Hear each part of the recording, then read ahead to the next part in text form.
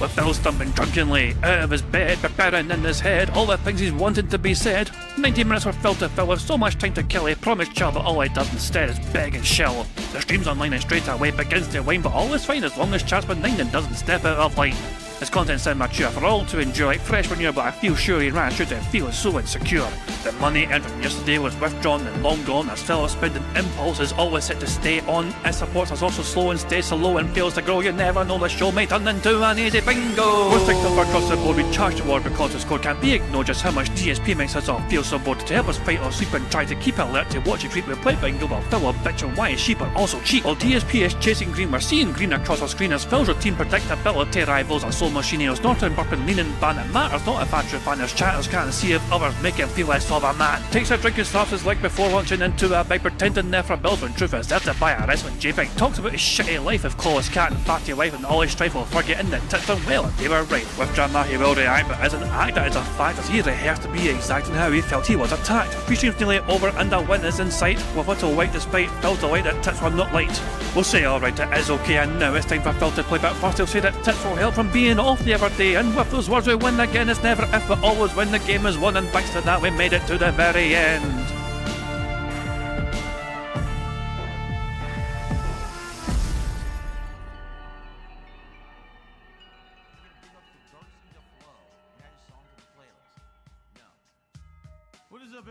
Hey guys, King Jad here, and welcome back to DSP Bingo for what is today, Thursday the 30th of July 2026, the penultimate day of the month of July. I hope you're all doing very well. We've enjoyed your week so far. We have one more day after today, one more day to go. We've got to endure DSP for today and tomorrow. After that, he's back to his normal shitey fucking routine of having Saturdays off, not jazz, so we're almost made it through another week. There's no sign yet of the bad man, although the bad man did have a very bad day yesterday. How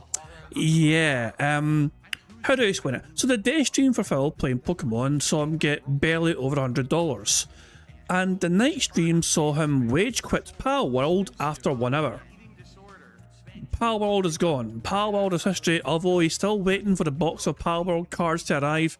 So I'm going to be curious what Phil's going to do about that, since he's not playing the fucking game anymore. So yeah, Phil basically rage quit Pal World while he was on $40 odd, and he spent the rest of the night stream basically doing Q&A, begging profusely for money. And Phil got about $160 odd a night stream. But obviously that's with a whole lot of like begging and a whole bunch of no gameplay whatsoever. So there you go. But yeah, it wasn't a great day for Phil yesterday. So yeah, that was for goodness sake, man, it's crazy. And it was strange hearing his fucking rationale and logic. You know, it's like it has to be fucking heard to be believed. But yeah, he has some strange fucking logic involved in there. You know what I mean? Where it's like, are people supported, but they're always supported because of cards before? And it's like, well, if that's the case, then how the fuck are you ever going to determine what support is for the game, or whether it's support for the cards, or is it support for you, or is it support for the fucking podcast, or the intro, or the morning show, or like, how are you ever going to determine that then, Phil? When you decide when to fucking wage quit games, it's just, yeah. So we have a Stop Mail compilation, which covers the night stream from from Tuesday. Tuesday's night stream and Wednesday's day stream is covered in this first compilation, and the Wednesday night stream is covered in the second compilation, so I'll get that ready to go. But first of all, let's go through some tweets, okay? Clip here from Phil revealing that his insanely healthy diet includes healthy and chill meals like a frozen Kung Pao mix from Trader Joe's. Like today, we're gonna have a Kung Pao chicken from Trader Joe's, which is lean chicken. It is not breaded. It is not covered. Let's look at the nutritional information, okay? Serving size 1 cup. All right. Servings per container about 4. I assume they have a whole container. You know what I mean? You know, so it's 4 servings per container, but they're sharing it between 2 people. You know. So there we go. 240 calories. Calories from fat is 90 odd. You know. It's cholesterol. 5% of your cholesterol, not one meal alone. But the hell, and sodium as well. Look at all that sodium. Those naturally high sodium levels combined with a Kung Pao chicken makes a whole lot of fucking salt in that diet. In grease. It's just plain chicken, okay? But they seasoned it. They have it with a mix of veggies, a few peanuts, which is basically your naughty treat because the peanuts have fat in them, right? But it has peppers and what? Peanuts are a naughty treat. It has a tasty sauce, and you just have it over white rice. high protein, you get a little bit of, you know, vitamins from the veggies. You get your, you know, everything you need there, and it's a healthy meal. It's not over the top crazy bad for you. It's meant to be a healthy alternative to fried foods. Like to What in the fuck? What's wrong with just getting like fucking chicken breast? Like, literal, just fresh chicken breast, you know? And getting a sauce, finding some sort of sauce for that, and just, and some rice. Cooked rice normally, and cooked chicken, just normal cooked chicken, then stir it in with some sauce. There you go. You have some sort of flavoured fucking chicken with rice, you know? And that's the thing, you know, there's all sorts of different kinds. You can have all sorts of varieties of different fucking sausages, you know what I mean? I personally quite like the lemon chicken. I'm a big fan of lemon chicken, you know? Get some sort of lemon sauce in there, fucking delicious, you know? But if I has to use some sort of Trader Joe fucking Kung Pao mix, so it's fucking done for him. So there's no effort whatsoever required from them. Their part, just fucking bung it in, that's it. Peanuts are a naughty treat. What the fuck, man? Anyway. We got a clip here now from Poems Passing. So Poems is asking, so what was it back in 2017 when you said you hated having to do this every day and couldn't get a real job because of your age, Phil? What is this? Why don't I retire like Wings? Because I don't want to. I don't want to work offline. I don't want to go have an IRL job. Everything out here sucks, being honest with you. You moved to, you stupid bastard. Know what the job market is like out here. It's not good. I would have to go work 2-3 jobs, okay? All shitty IRL, crappy jobs, probably, you know, working retail, managing a store, a restaurant. Managing a store? You think you've got the qualifications and to manage a store? With what experience? I played fucking game store simulator one time, so I can manage it perfectly fine. Here's my gameplay series of me fucking managing a store, you know, in a game. Can I get a job now? For God's sake! But Phil's problem has been the same sort of problem I've been alluding to for the longest fucking time. He is basically fucking living beyond his means, and the fact of the matter is he doesn't want to downsize, however. He refuses to fucking downsize his fucking lifestyle. Now, he should be living a very fucking comfortable fucking life, really, you know what I mean? And you could argue he fucking does, but there's also so much fucking money being wasted in his fucking life, you know? And instead of fucking downsizing and cutting back on some fucking luxuries or perhaps, or, no. I have to fucking ramp up the begging more. Guys, we need more, you know what I mean? $300 per stream, you know what I mean? Here's some more cards, guys. Please keep wailing out at me. Thank you very much. You know, that shit. It's just, but he will refuse to downsize because heaven fucking forbid that Phil should fucking sacrifice some creature fucking comfort, you know what I mean? Just to fucking make it easier on his fucking fans to not give him as much fucking money per fucking stream. The fact that it is actually insane to me that he demands from his audience at least $300 per day, if not more. The fact that Phil cannot apparently survive on anything less than $300 per day. Can you guys? Apparently, if you guys can survive on less than $300 a day, then you're fucking living. You know something to life that Phil doesn't. You know. You know the secrets. Shit like that. That's what I would have to do to make ends meet and make as much as I do as a streamer. I'm a successful streamer and I love what I do. Why would I? Successful streamers don't have to fucking beg for money, okay? Success isn't fucking asked for. That makes sense. It's like, oh my god. Oh god, it's Derek. What does he want? Ghost of Derek tipped £1. No. The job market in Canada does suck here as well, especially in the child daycare sector. Jesus! I've been applying for years and I have yet to get the job.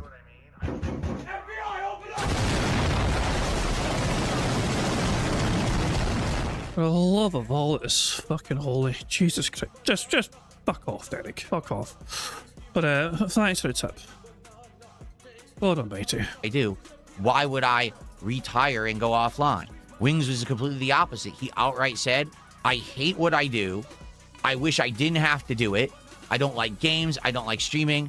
If anything, I wish I could walk away, but I can't because I'm fat and I can't do anything else. Like, those are his words, not mine.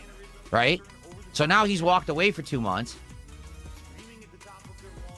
So maybe what he was saying all along was nonsense. And he could have done it. It's just that he didn't want to, or maybe he wasn't motivated to, but something finally pushed him off the internet. I don't know. I love what I do. I have absolutely no reason to stop. The reality is he can't afford to stop. He said it himself. He literally cannot afford to fucking stop doing this. He is trapped doing this because his fucking extravagant fucking lifestyle and the fucking expenses that comes with a fucking lifestyle means that he literally cannot afford to fucking work a real fucking job, fucking pay bills instead. He is literally trapped, begging like crazy every single fucking day for the rest of his fucking miserable little life. There is no escape for this for Phil. There is no fucking way out here for Phil. This is the fucking situation he has fucking got himself into. This is what fucking awaits him for the rest of his fucking life. Imagine being trapped doing this, knowing that if your fucking audience doesn't fucking react positively to your fucking begging, you know what I mean, then you might be in serious fucking financial trouble. You know? Like Phil, has Phil even contemplated the fucking remote possibility of what would fucking happen if the whales just decided, you know what? I don't think I want to give him any more of my money. Let's just fucking pretend for a fucking second Phil goes back to fucking $50 per stream. How long before the massive crash out? How long before the fucking beg videos? How long before the black shirt once again is worn as he looks all forlorn and fucking puts his hands together and says, guys, please, here, I'm being honest now, I'm being serious. I really need your help.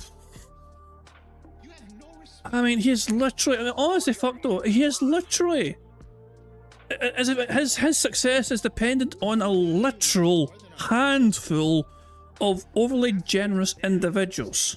And if they decide to say, fuck this shit, I'm out, what the fuck does he do then? Anyway, some more cuts here from Plum saying DSP starts to realise the Wings trolls he's allowed onto his streams to be part of his content might not actually be who he assumed. What's this all about? Actually, is that even the real Ovo in YouTube chat? Because it says the channel's only 5 months old, but I thought Ovo was a long-time Wings troll. So how could their YouTube channel only be 5 months old? I'm just curious because I don't want people coming in and impersonating people and then trying to get people in trouble and shit. You know what I'm saying? Because people do that all the time. They come into my chat saying they're someone and they're not, and they're fucking around.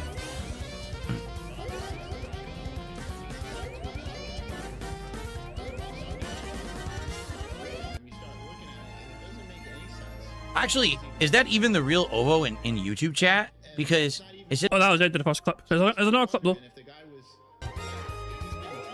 I think it is an imposter. I don't think that's really Ovo. Because like I said, isn't Ovo a long-time Wings troll? So how could they be a long-time Wings troll? But what's with the hype of fucking stalking and fixating? Like, I thought you didn't fucking have time to police your fucking chat and all that shit. Who cares? Someone will let the real Ovo. He might have a fucking impersonating and fill streams. Who the fuck cares? Hey, Ramon Sanchez, how you doing, pal? I didn't mean to interrupt the clip, by the way. It just did when I tried to pause him. I think it is an imposter. I don't think that's really Ovo. Because like I said, isn't Ovo a long-time Wings troll? So how could they be a long-time Wings troll if their channel was only exists for 5 months? Here, let me look. Who fucking cares? Boo!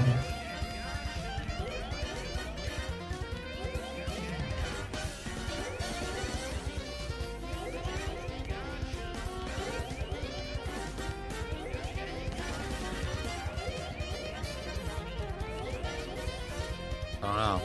Maybe it is really him. I can't even tell. See how little I know about these people? I don't know.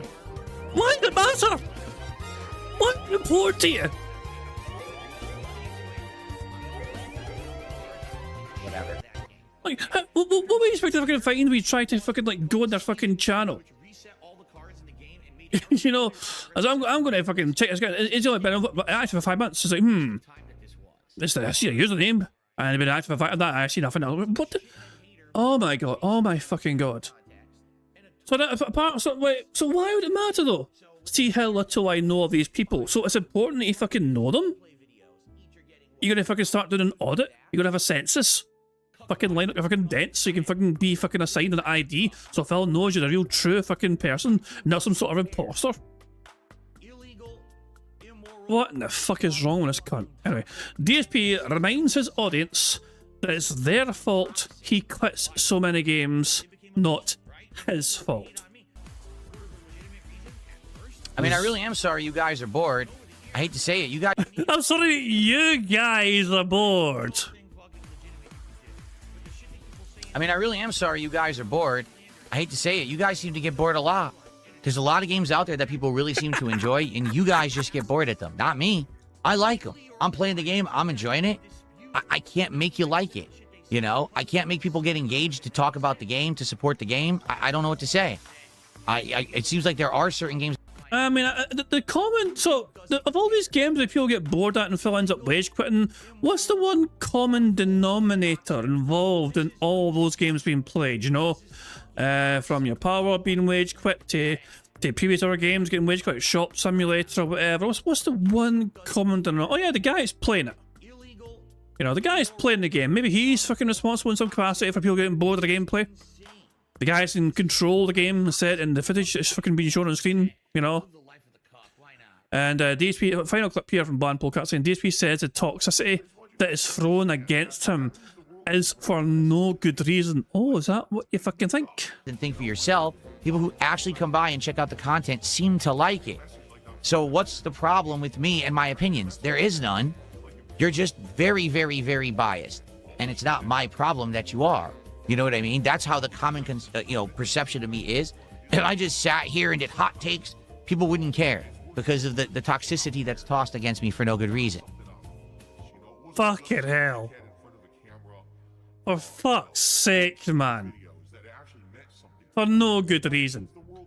So he's sitting there bitching away in the morning and saying that his opinions are valid, and at the same fucking time as saying that anyone who disagrees with him, their opinions are not valid. That seems fucking fair and rational, Phil. And then you wonder fucking why you get so much fucking toxicity. Like, you cannot accept the fact that other people's opinions of you, especially when they're fucking contrarian to you and critical of you, could be in any way fucking valid and meaningful. Or have some sort of fucking weight behind them. You dismiss it as fucking jealousy from fucking internet trolls or whatever. It's fucking unhinged as all fucking hell. Jesus fucking Christ. Is that a bunch of chickens eating a roast chicken? Holy shit. That's like, Jesus Christ. I mean, to be fair, I mean, chicken is tasty, you know, so there you go. Anyway, the bad man's awake. The bad man's awake, as you can see his slideshow's playing, not shit. Good morning all, he says. Panda was actually 12 guys. I'm surprised that count's not banned yet. I've actually created the count. Panda was actually, Jesus Christ, man. Sonic said, did you see Lummox? I didn't see it. Okay. I don't even know the rest of the question, but no, I didn't see what Lummox did. Lummox did a video that's also the bad man's claims Lummox wasn't buying the edited videos and he reached out to Lummox. Like, I mean, the general consensus was it was Lummox doing this for him. Have we confirmed that 100%? No, we've not. Although a lot of the pieces seem to fit. You know, put it that way, you know. It's just that there was a whole lot of coincidences, okay? Let's just say that. And plus, Phil denied, you know, Phil had denied even fucking being in touch with Lummox and that shit before, probably whatever, yeah. But then there was like the leaked fucking discussion, you know. Phil had reached out to Lummox to talk to him about editing for him, you know. And Phil kept that shit quiet, you know. So there you go. Anyway. While we're waiting for the bad man to go live, how about to watch his first Snot Bro compilation covering Tuesday's night stream, as well as Wednesday's very slow day stream. Save the pig! What the heck? A pig with a party hat. Hello. Oh, hold on. The bad man's microphone went live at 20 past. Hold on. So hold on. We need to make sure we got him in pause here so we can start preparing for bingo. Bad man on pause here. We'll put him on pause here, and this is where bingo shall begin today. 1.5 speed on pause, and we're going to build up some ample amounts of speed up juice for that. So let's go back to compilation and enjoy what Snot Brunel has put together. Hello, Mr. Piggy. Ziggy Piggy.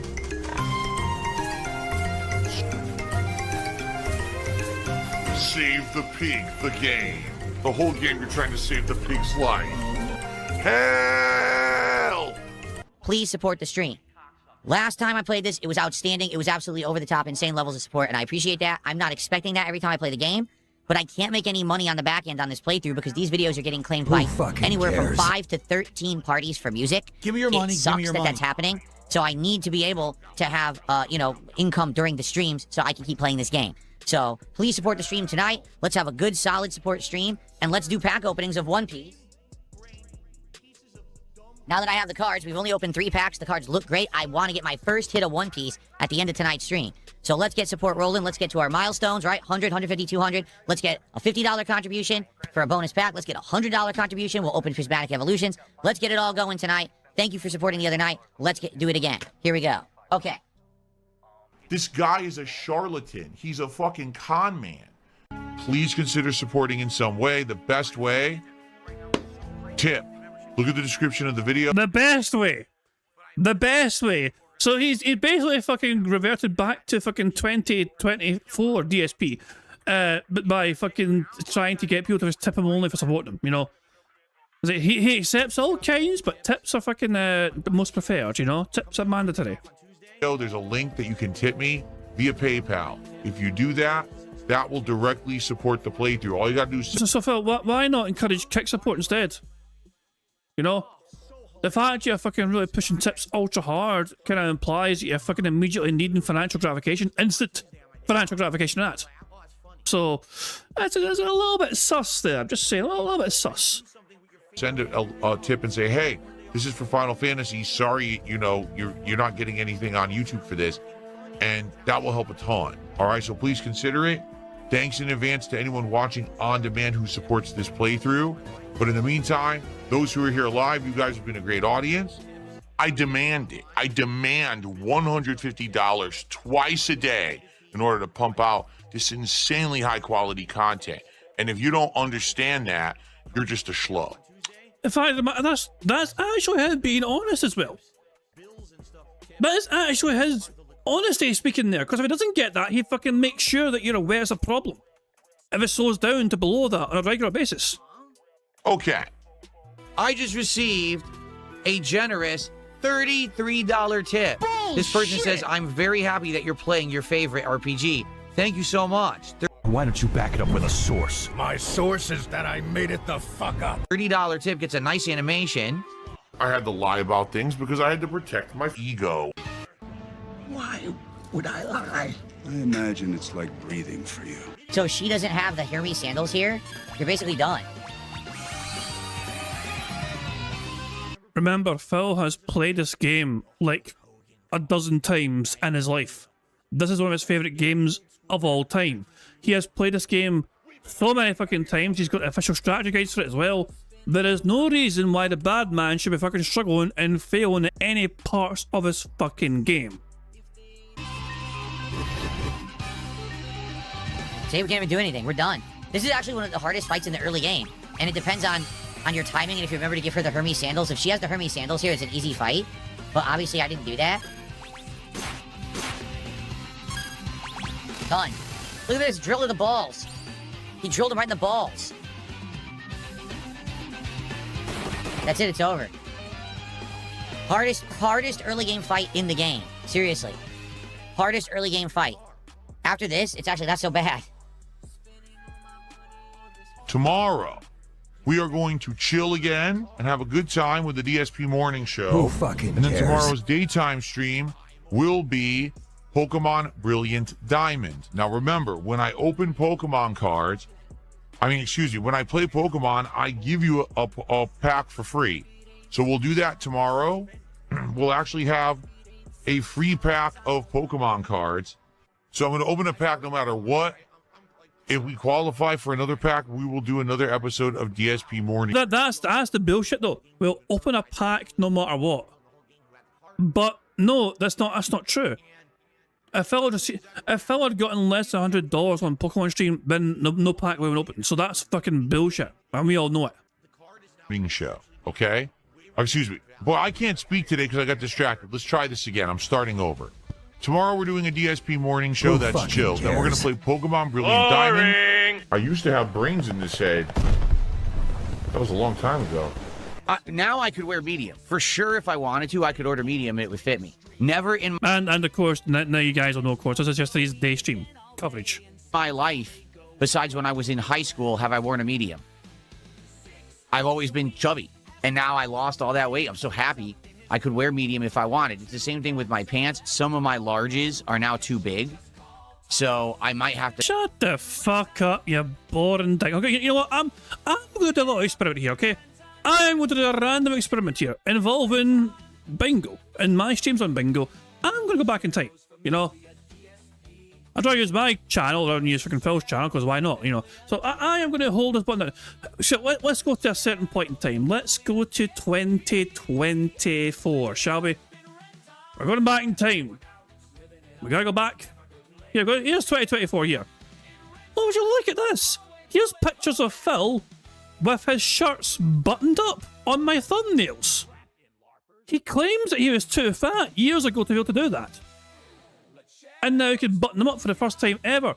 But look at all these pictures of the thumbnails of Phil having their shirts buttoned up. Would you look at that shit? Yes, sometimes he's got them open like that, you know what I mean? Whatever, but for the most part though, they're fairly buttoned up. But he claimed he's not be able to do that until he started working out. But there's some more buttoned up shirts, there's another one, there's another one, there's so many! Jesus, man. So this bizarre fucking narrative he's trying to spin where he's not be able to fucking button up his shirts, you know, until like recently. It's just a fucking flat out fucking lie. He claims he's a fat little bastard like 2 years ago. No, you weren't. Oh, he's not to the fucking point where you couldn't button up your fucking shirts.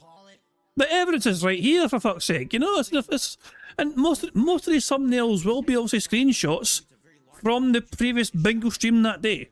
So, like this thumbnail, like of how what he's wearing here, for example, would have been from this stream. And we can show you from the day before. Look at that. Fast forward to, hey, look at him. The bad man's, look at that shit. Buttoned up and everything. You see what I'm saying? It's just a complete bunch of bullshit, as per usual from Phil. Where he's trying to fucking claim that he could never button up shirts until he started losing weight. Get the fuck out of here, you lying cunt. To go down a size to like medium, or like I've always been a prick. My waist has always been a 34, but I think my waist is now a 32. You think? He doesn't even know. He's guessing. He's not even checked. But he's meant to have lost astronomical amounts of weight. Get the fuck out of here. Because I lost so much weight. So I might have to actually get more different clothes, you know? We'll have to see. Who fucking cares? It's hilarious. You look like you are ill. So oh my god, this again. Someone shares their own observation of Phil. And most of us are saying this. Most of us are saying the same thing. Phil does not look healthy. He looks sick. He looks unwell. That is just our own visual observations. Okay? I'm not saying that we're correct. I'm just saying that's what we are seeing on camera. His reaction to this visual observation from somebody was horrendous. We'll have to see. It's hilarious. You look like you are ill, so you think that healthy people are ill because you're fat. You've been so conditioned by society to think that fat is fine and fat is healthy that you think that someone who actually is of the normal body weight you're supposed to be for this height and build is skinny and sickly. So you're stupid. Bruh. Sorry that you've been conditioned by society to think that fat is good. It's not. Being overweight is unhealthy. I don't know if you knew that. Okay? Just being honest. It is. That's why I'm happy to not be overweight anymore. I look disgusting. So butthurt and so defensive that I was like, this is fucking great. I look it back and I'm like, dude, I'm disgusted at myself because I don't like people who act like that, and here I am being like that. Like, that's me right now. Unlike back then. Back then it was goddamn flashbangs again. Just for fun, you know, your kid doing it. Now it's like, oh, this could actually long term end up being something that's an investment that you could sell or whatever, which is nice, you know. But who knows? It's just like I said, the market can totally fall out too, right? So there you have it. You know, I've been doing this now for over 2 months, and we've done already, think about it, 4 or 5 different sets of Pokemon, right? Then we did 2 sets of Magic the Gathering. We did Marvel and then we did Final Fantasy. By the way, I'm way behind on that. I got to build the binders. Like, I have to build the Final Fantasy binder from scratch. I haven't even put a single card into a binder or graded nothing yet. Nothing. I need to build the Final Fantasy binder from scratch. What a strange way of just fucking saying, oh, I need to start filling that binder in. That's like way behind on that. And now we're doing One Piece, which is cool. Then we're gonna have Pal World. So yeah, we're actually working on it's. Are we really gonna have Pal World though, Phil? Or is that gonna be one of those boxes that are gonna get fucking opened off camera since you're no longer playing the game? It's kind of a collection, right? Pretty cool. I can't wait for the money. Why don't I retire like Wings? Because I don't want to. I don't want to work offline. I don't want to go have an IRL job. Everything out here sucks. Being honest with you, I know what the job market is like out here. It's not good. I would have to go work 2-3 jobs, okay? All shitty IRL, crappy jobs, probably, you know, working retail, managing a store, a restaurant, shit like that.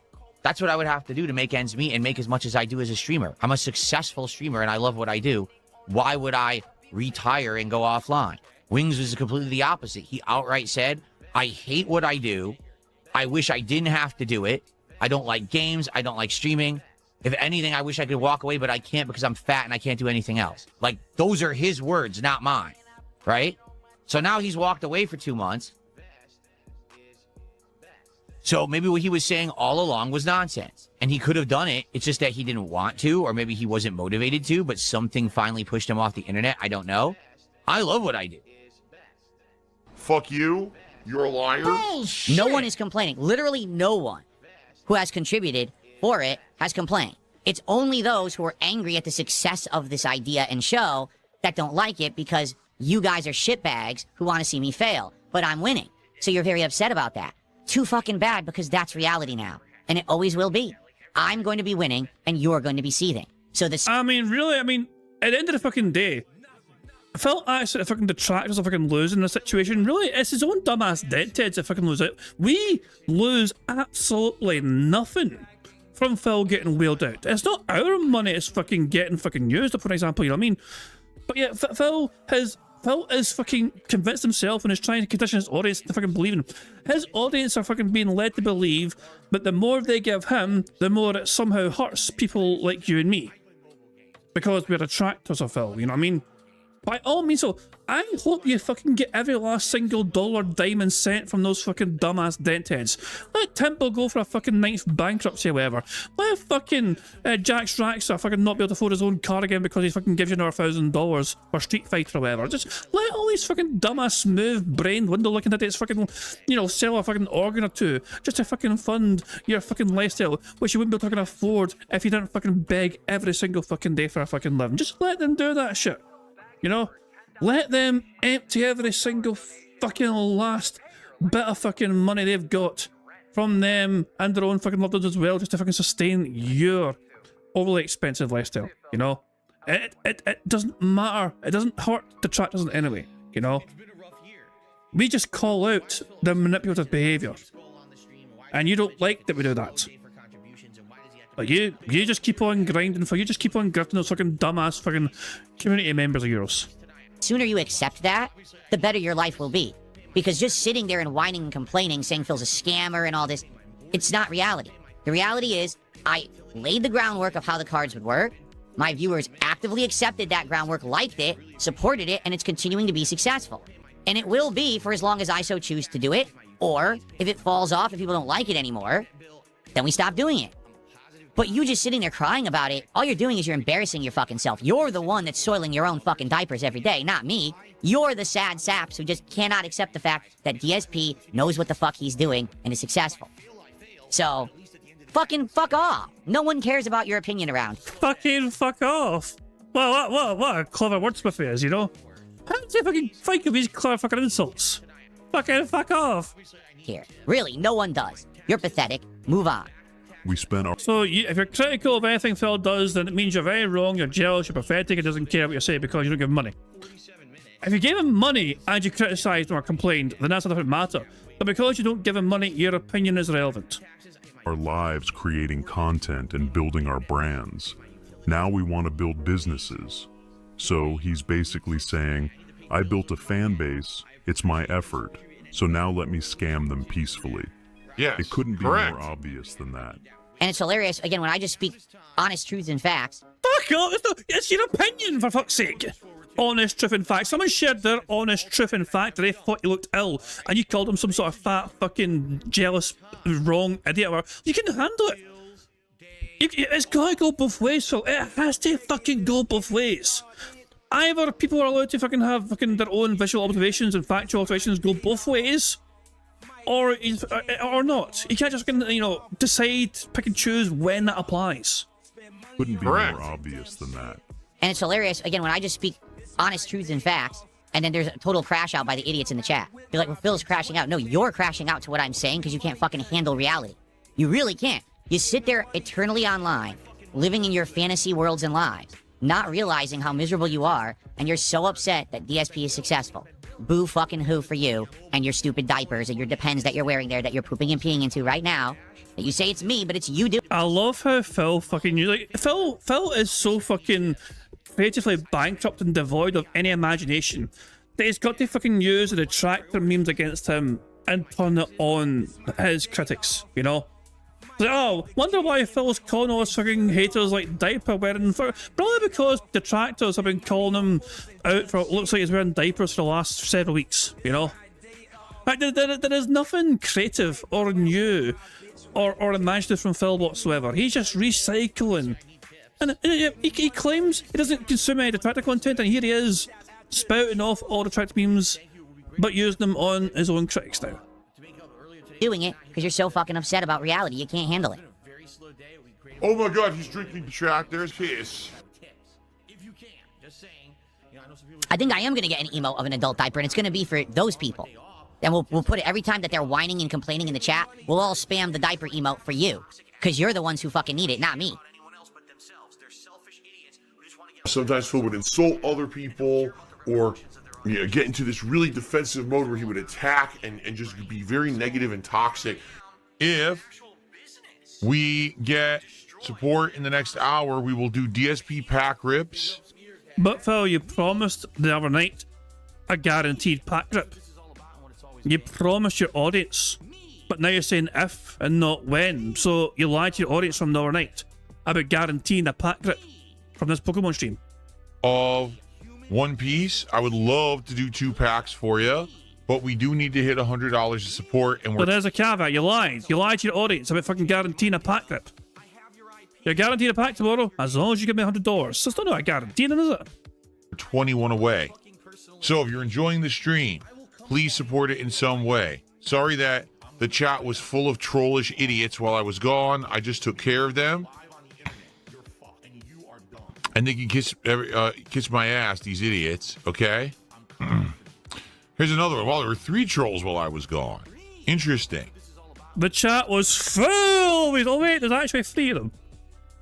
So Phil's definition of chat being full of trollish idiots was 2, at least. Because it was actually surprised that there was a 3rd one. Chat being full equals 2 individuals. Banned.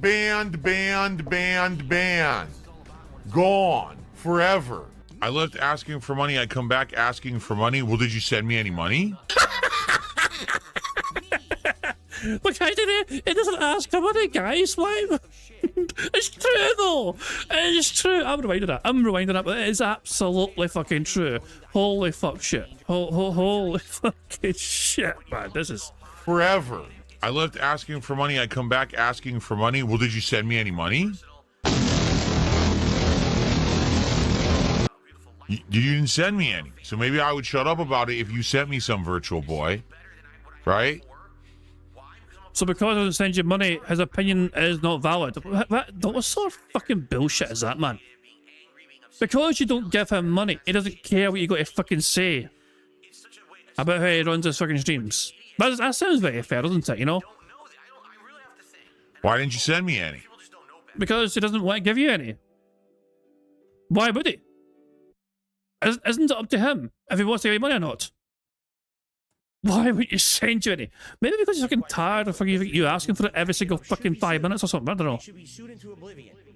Oh my God, he's drinking sperm. Guys, we are at what, 89 bucks of support? We're $11 away from doing an episode of DSP Pack Rips here on the channel today, where I will open up a couple of packs of One Piece Series 16 trading cards at the end. It'd be great to be able to do that.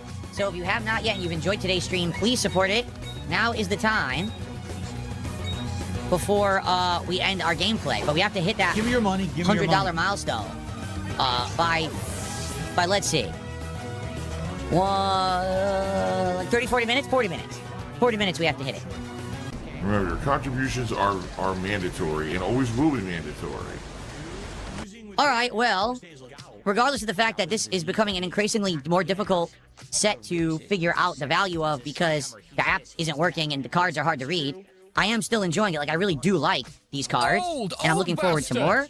So thank you for watching DSP Pack Rips. If anyone has recommendations on how to do this better, I'd love to know. I'll see you next time. I hope you enjoyed, despite the fact that I don't know what happened to the app. The app has never done that to me before, where none of the scans will work. I don't get it. It scans the picture and nothing happens. It just sits there and doesn't react. Pretty bad.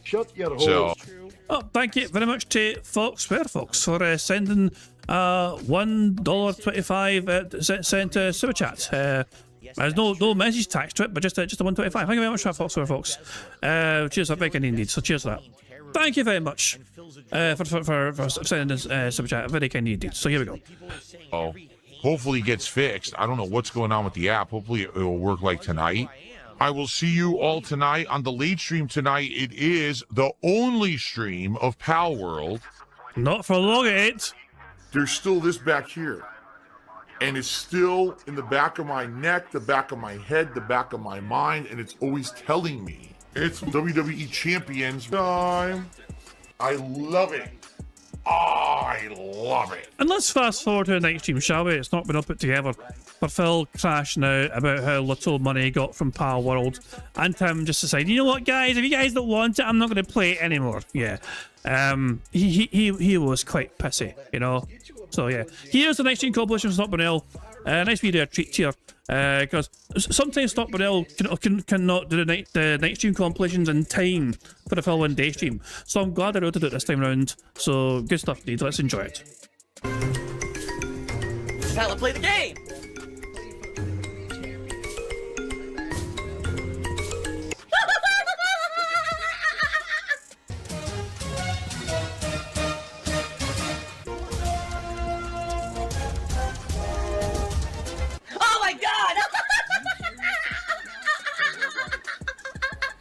I have to warn everyone. Warning. What you may see right now is going to be absolutely disgusting. Sound good? Sounds good to me. If you support tonight's stream and it does well, I'm going to play Pal World twice next week instead of once. This week was only once, and next week I want to play it twice. But I need to know that you guys want Pal World. In addition, I spent the money to buy the Pal World cards, and they're arriving over the weekend. So, if you support Pal World tonight, we get tons of Pal World content next week, okay? Also, I want to open some One Piece cards. I really like this set. So far, we're 7 packs into the 24 packs of the box. I'm really enjoying them. So I'd love to open some cards tonight. To do that, we need to get support. We need to hit $100 to qualify for the first pack, or 150 cumulative for 2, 200 for 3, etc. If someone does a $50 contribution, that's a pack right off the bat, a bonus pack. Please support the stream tonight. He's not asking for much, clearly. Not asking for much whatsoever, you know, just... He's only asking for, like, you know, $300 odd, you know, surely you guys can manage that. Come on, fuck them. What do you mean you can't manage $300?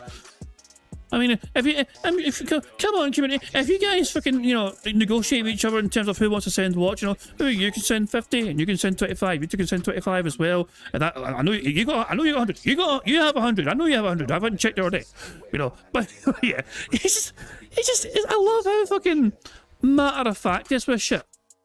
You know what I mean? Like, it's just like, these are like fucking ridiculous numbers for a content creator of his size, of his audience on streams. For him to fucking expect and demand this sort of fucking shit, you know, it is absolutely insane. How long will Power World last? Well, maybe an hour. All right, let's get it going. Let's not drag our legs. Let's not be trollish and stupid tonight. Are you trying to imply you not getting money is an act of trolling? And do dumb shit like some people tend to do when the Kino Casino is broadcasting. Ah, I see. Here's the Kino jealousy here. Kino are broadcasting, you can't handle it, so you're fucking saying fuck off. Instead, let's have a good chill night of Pal World. Let's get support, let's open packs, let's chill and have a good one. All right? Cool. And so, Phil, I mean, I guess they were so successful from having the time off on vacation, and now they're back from vacation, and they get to enjoy streaming again. And that upsets you. Why? Why does it upset you what other content creators do on their streams? I'm willing to fucking bet they probably fucking barely mentioned you.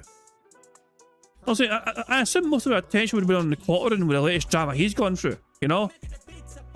The Quartering, by the way, in case you didn't hear, apparently the Quartering had to nuke every single one of their shorts that they made. Because then, you know, the Quartering was doing some dumb thing. I think the Quartering instead is his own intro to these videos, and then the rest of the video was basically someone else's video. And the Quartering had hundreds of these videos, there's tons of them.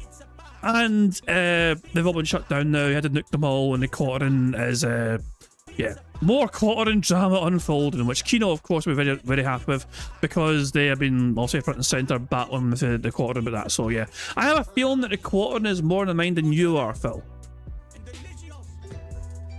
I can't just never mention money and contributions. That means I will go out of business.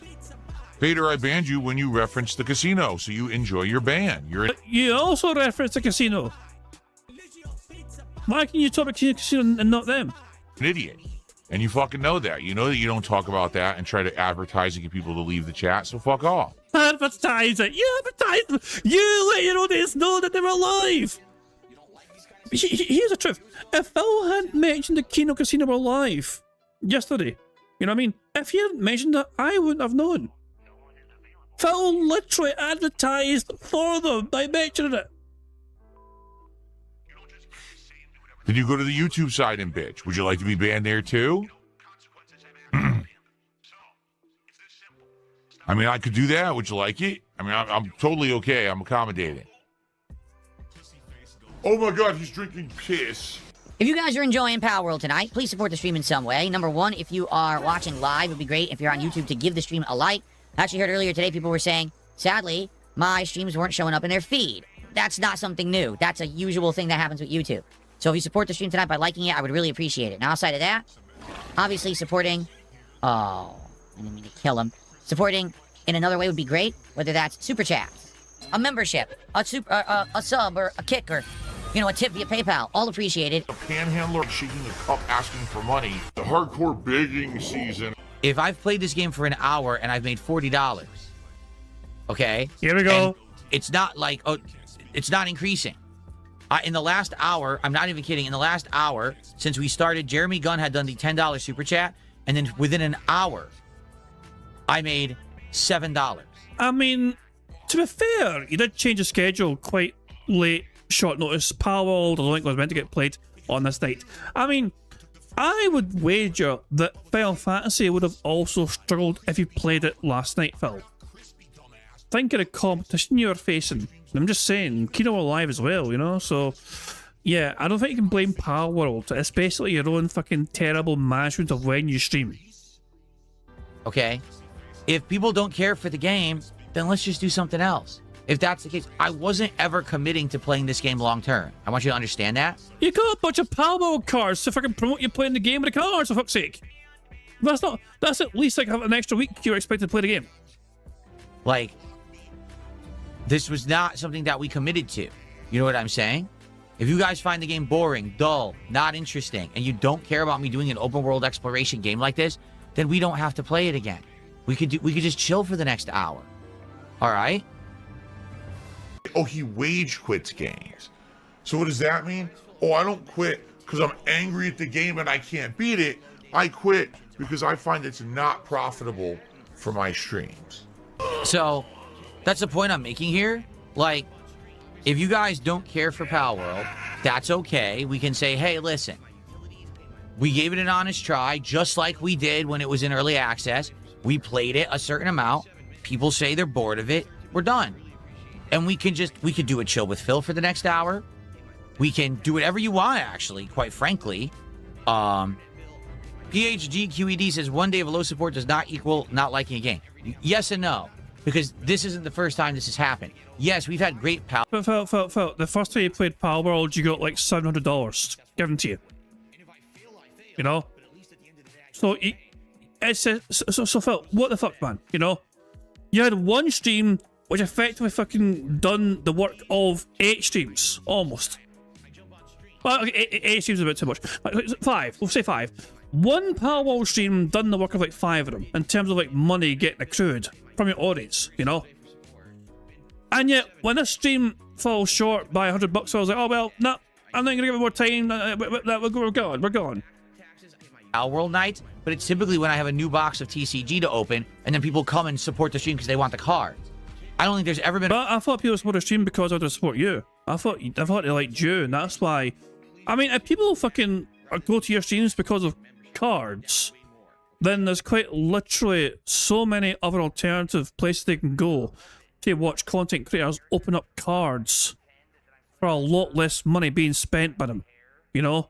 If you're trying to seriously fucking imply that you doing the cards is the sole reason why individual people are giving you money and not the gameplay, then what you're doing is not very unique, Phil.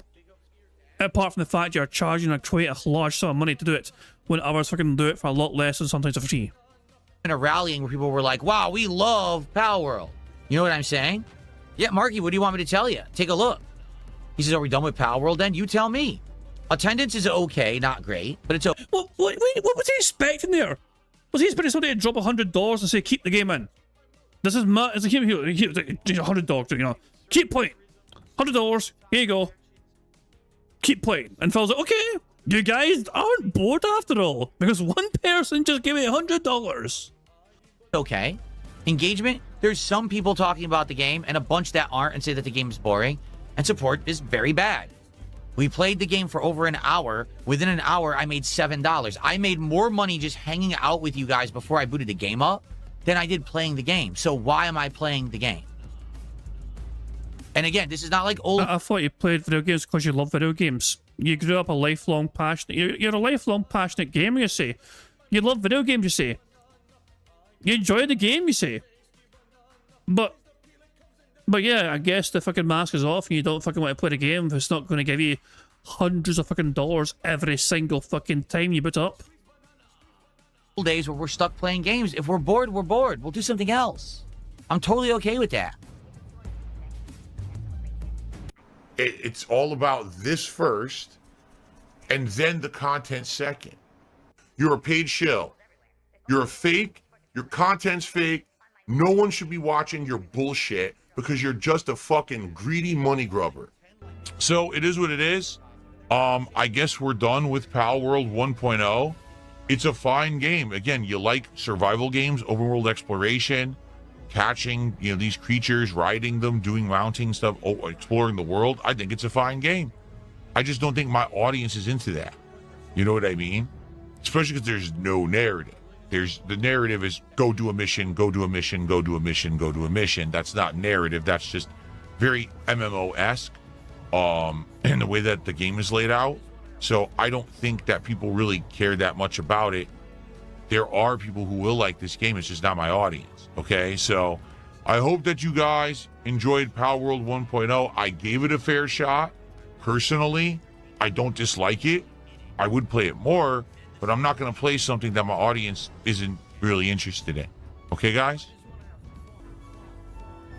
Okay. All right. So we're just going to go ahead and we're just going to hang out for the rest of the stream. Dropping it. It's a wage quit. Don't fall for it. Don't fall for a content creator who literally relies on you to make thousands of dollars. Don't believe them. All right? Judge for yourself, man. By the way, God damn flashbang! I received an anonymous $20 tip. Oh, was it bring back Pal World? Or was it, Phil, you're the most handsomest man ever. Please take my monies. I will get more for you tomorrow when I sell more blood. There is no name or message attached to it. It's just $20. Thank you so much, whoever just tipped me $20. I just received a $44 tip. Or fake tips. Wow, after Powerball those fucking wage quit, there was a whole lot of fucking fake anon tips out of nowhere, wasn't there? Says Anon, please, but I do know who it's from because they put their real name there. Oh, really? There you go. Remember, Phil doesn't fucking get your information when you fucking send him your tip. Anonymous tips aren't really anonymous when Phil knows the source of the tip, you know? He sees the email address tied to that account, you know? So I'm just saying. If he sees a familiar email address and you put Anon, well, he'll know exactly what sort of Anon you are. Everyone typing X in the stream chat, you can go fuck yourself. Because I know that when you say that, you're basically saying that you don't believe me. If you don't believe me, you shouldn't be on my streams. You should just leave. If you're going to say that everything that I say is a lie, then maybe you're an asshole and you shouldn't fucking be here. How about that? How about you stop fucking lying so fucking much, you lying dick? Alright? You think it's a fun meal? Oh, everything. Fucking screwed. Thank you very much to Monkai 66 for the £5 super chat. That's a free space right there. Our 8th free space currently on the bingo. Remember, we carried over 7 free spaces from yesterday. So even before bingo went live today, we had 7 free spaces for today, and that super chat is bringing us up to 8th. Monkai is saying one day the supporters will dry up and every stream will be slow. I wonder how we'll avoid admitting fault then. They're going to be fun days. I mean, we've been waiting for a while. I don't know how long you've been detracting, Monkai, but we have been every year. It feels like it's gonna be a year that Phil fucking, you know, it goes, you know, in terms of like he's not, it's not sustainable. For years we have been questioning how fucking long this can continue.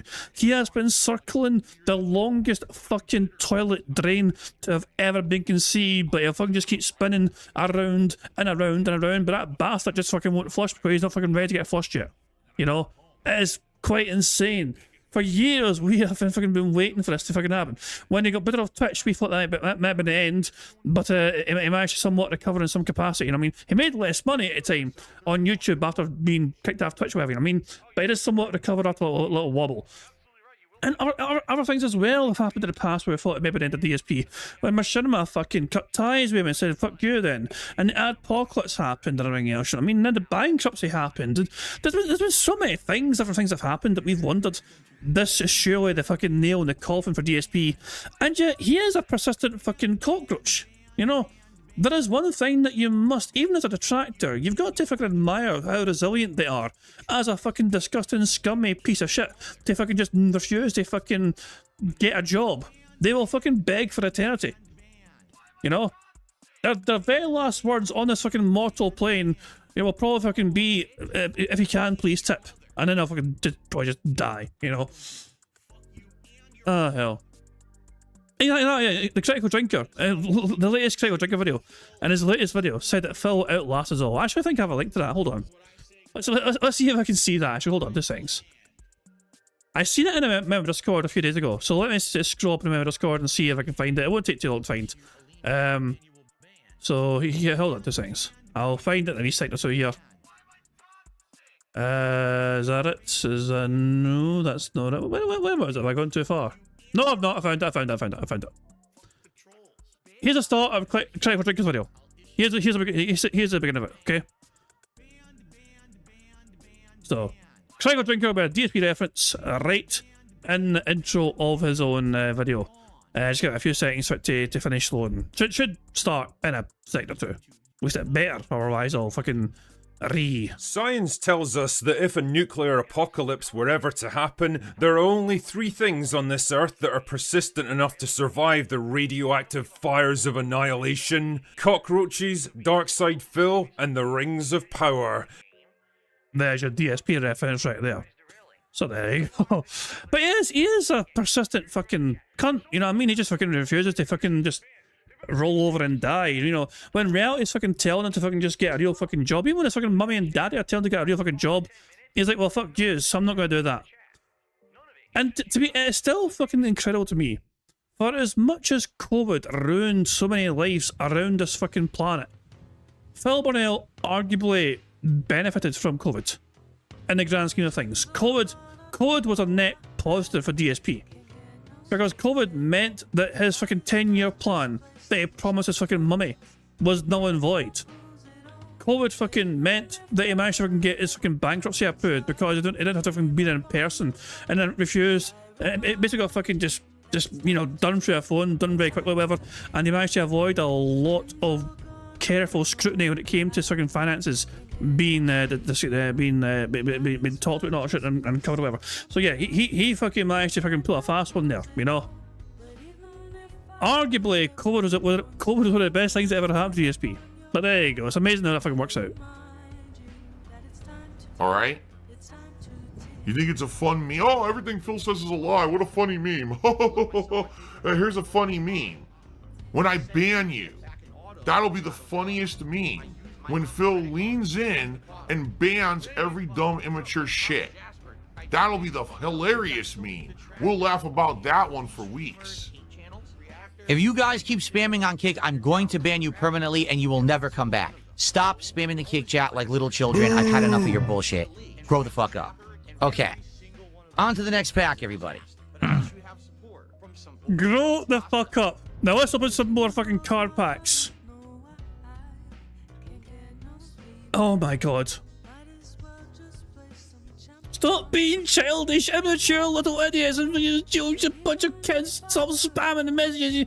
Grow the fuck up, you fucking little children. Now let's open some more cards, shall we? It's the fucking Shawshank Redemption, right? But with more tunneling through shit and no fucking redemption. Oh my god. And thank you, Monkai, for our £5 super chat. That's now free space right there. Saying, remember Skyrim Grandma? Yes, I do. She got famous for age and charm. I can only imagine him getting more bitter and harder to watch, though. I mean, it's kind of hard to kind of compare, you know, younger DSP compared to newer DSP, you know? He claims it was a persona, a character, when he first started making YouTube content, you know? But it's hard to fucking tell, to be honest. I mean, because he fucking just says what he fucking wants, you know? At the time, Phil claimed to fucking being true and genuine and honest and transparent. And then he fucking retconned that when it suited him because apparently no one liked that version of DSP, so Phil claimed it was a character. And you know, and who knows what to fucking believe? At the time, he'll tell you he's being honest and sincere and transparent, and then down the line, I fucking just change his mind and say, nah, I wasn't being honest. Who cares if it wasn't if it wasn't a real answer? It's still an answer. For Christ's sake. But yeah, in terms of like, is current DSP the worst ever iteration of DSP, or have we had worse DSPs? Was 2010 DSP, when he was trying his best to fucking make overly sexualized commentary to lure a younger audience to his streams, his words not mine, was he worse, you know? Or was it when Phil first adopted live streaming, you know, and he ignored his fucking actual stream chat because he had MIRC chat, or whatever? Was that version of DSP worse, you know? Was 2015 DSP worse? You know, that was a fucking famous time, you know. The incident to DSP, you know. There's so many different kind of like, you know, different like, you know, iterations of DSP. You know, so many different ones. Which one was worst? Is this the worst he's ever been, or have we endured worse? He thinks 2016 was the worst DSP. That's the one where you had the incident happen in May, but it was before the swatting, wasn't it? Or was that 2015? No, the swatting was 2015, wasn't it? And then in 2016, so Liana left him in 2016. Oh god. Oh my god, this is Jesus Christ, man. Has it really been almost 10 years? Is there some... So, the Escort saga is almost a decade old. Is that what you're trying to tell me? The Escort saga is almost a decade old? That shit doesn't feel like it's a decade... That's crazy to me. Holy shit, man. Anyway, let's crack on with things. We can very easy to do ourselves here.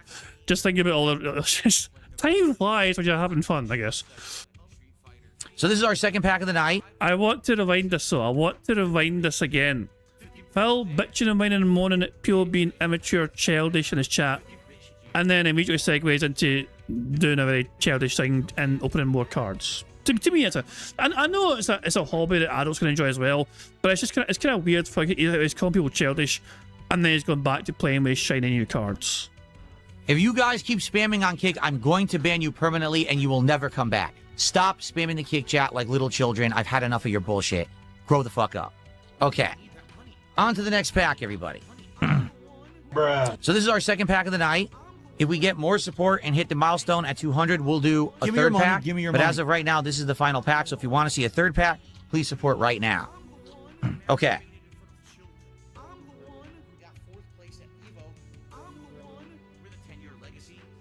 I don't think, by the way, Monkai said in chat there, I've gone through Secret Limited videos many times over years. Secret, by the way, is, well, you know, he's a very talented editor. Very clearly, their editing skills were fucking a cut above the rest. You know what I mean? They just fucking know what they're fucking doing. I'm not sure if they got bored of DSP, or I think it was more about just fucking real life got, you know, made their time detracting less, if that makes sense, you know what I mean? But yeah, Secret is still around in some capacity, you know what I mean? I think they're keeping their toes, I think they dip their toes in the water occasionally, you know what I mean? They're still on Twitter, I believe, as well. But I don't think they stopped making the compilations because they were bored of DSP. I think it was more about just the fact that the time was not as kind to them to make them, because a lot of work obviously goes into them, you know?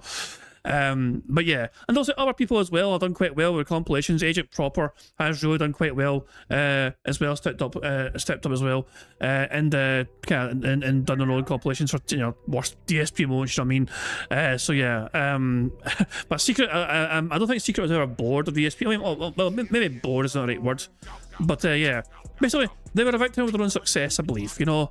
Because I mean, I might be wrong, but I think their actual work is involving editing as well. At least I think so, you know what I mean? Because obviously they've got a good talent for it, you know. I think that's what was involved. So I think they're involved in that sort of scene, you know. So and they're a busy boy, you know. All right, here we go.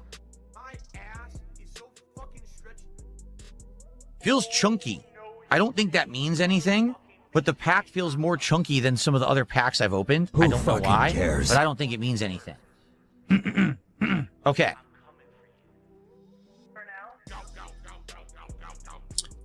Well, we've got Portis the Ace again. We already have this card many times from Impel Down. Oh, let's put these here like this.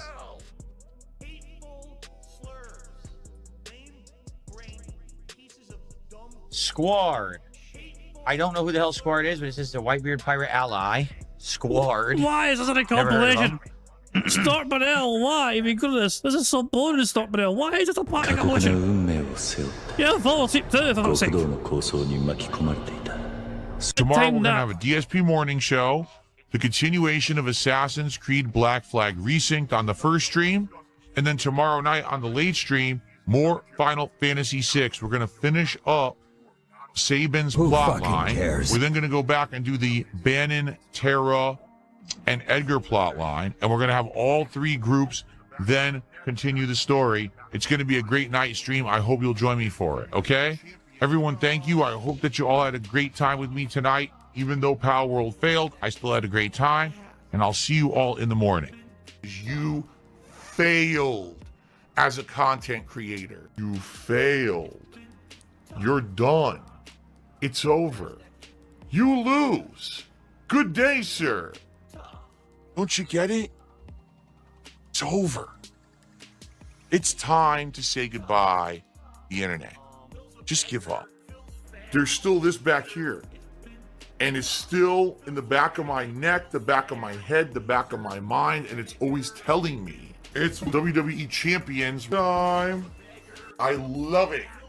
I love it. Well, fucking love it. Alright, it's time for us now to focus our attention on bingo. First number in chat I see, the number that I use to generate today's bingo card. So there we go. And just some randomised bingo background image here for a second or two here, and the good stuff.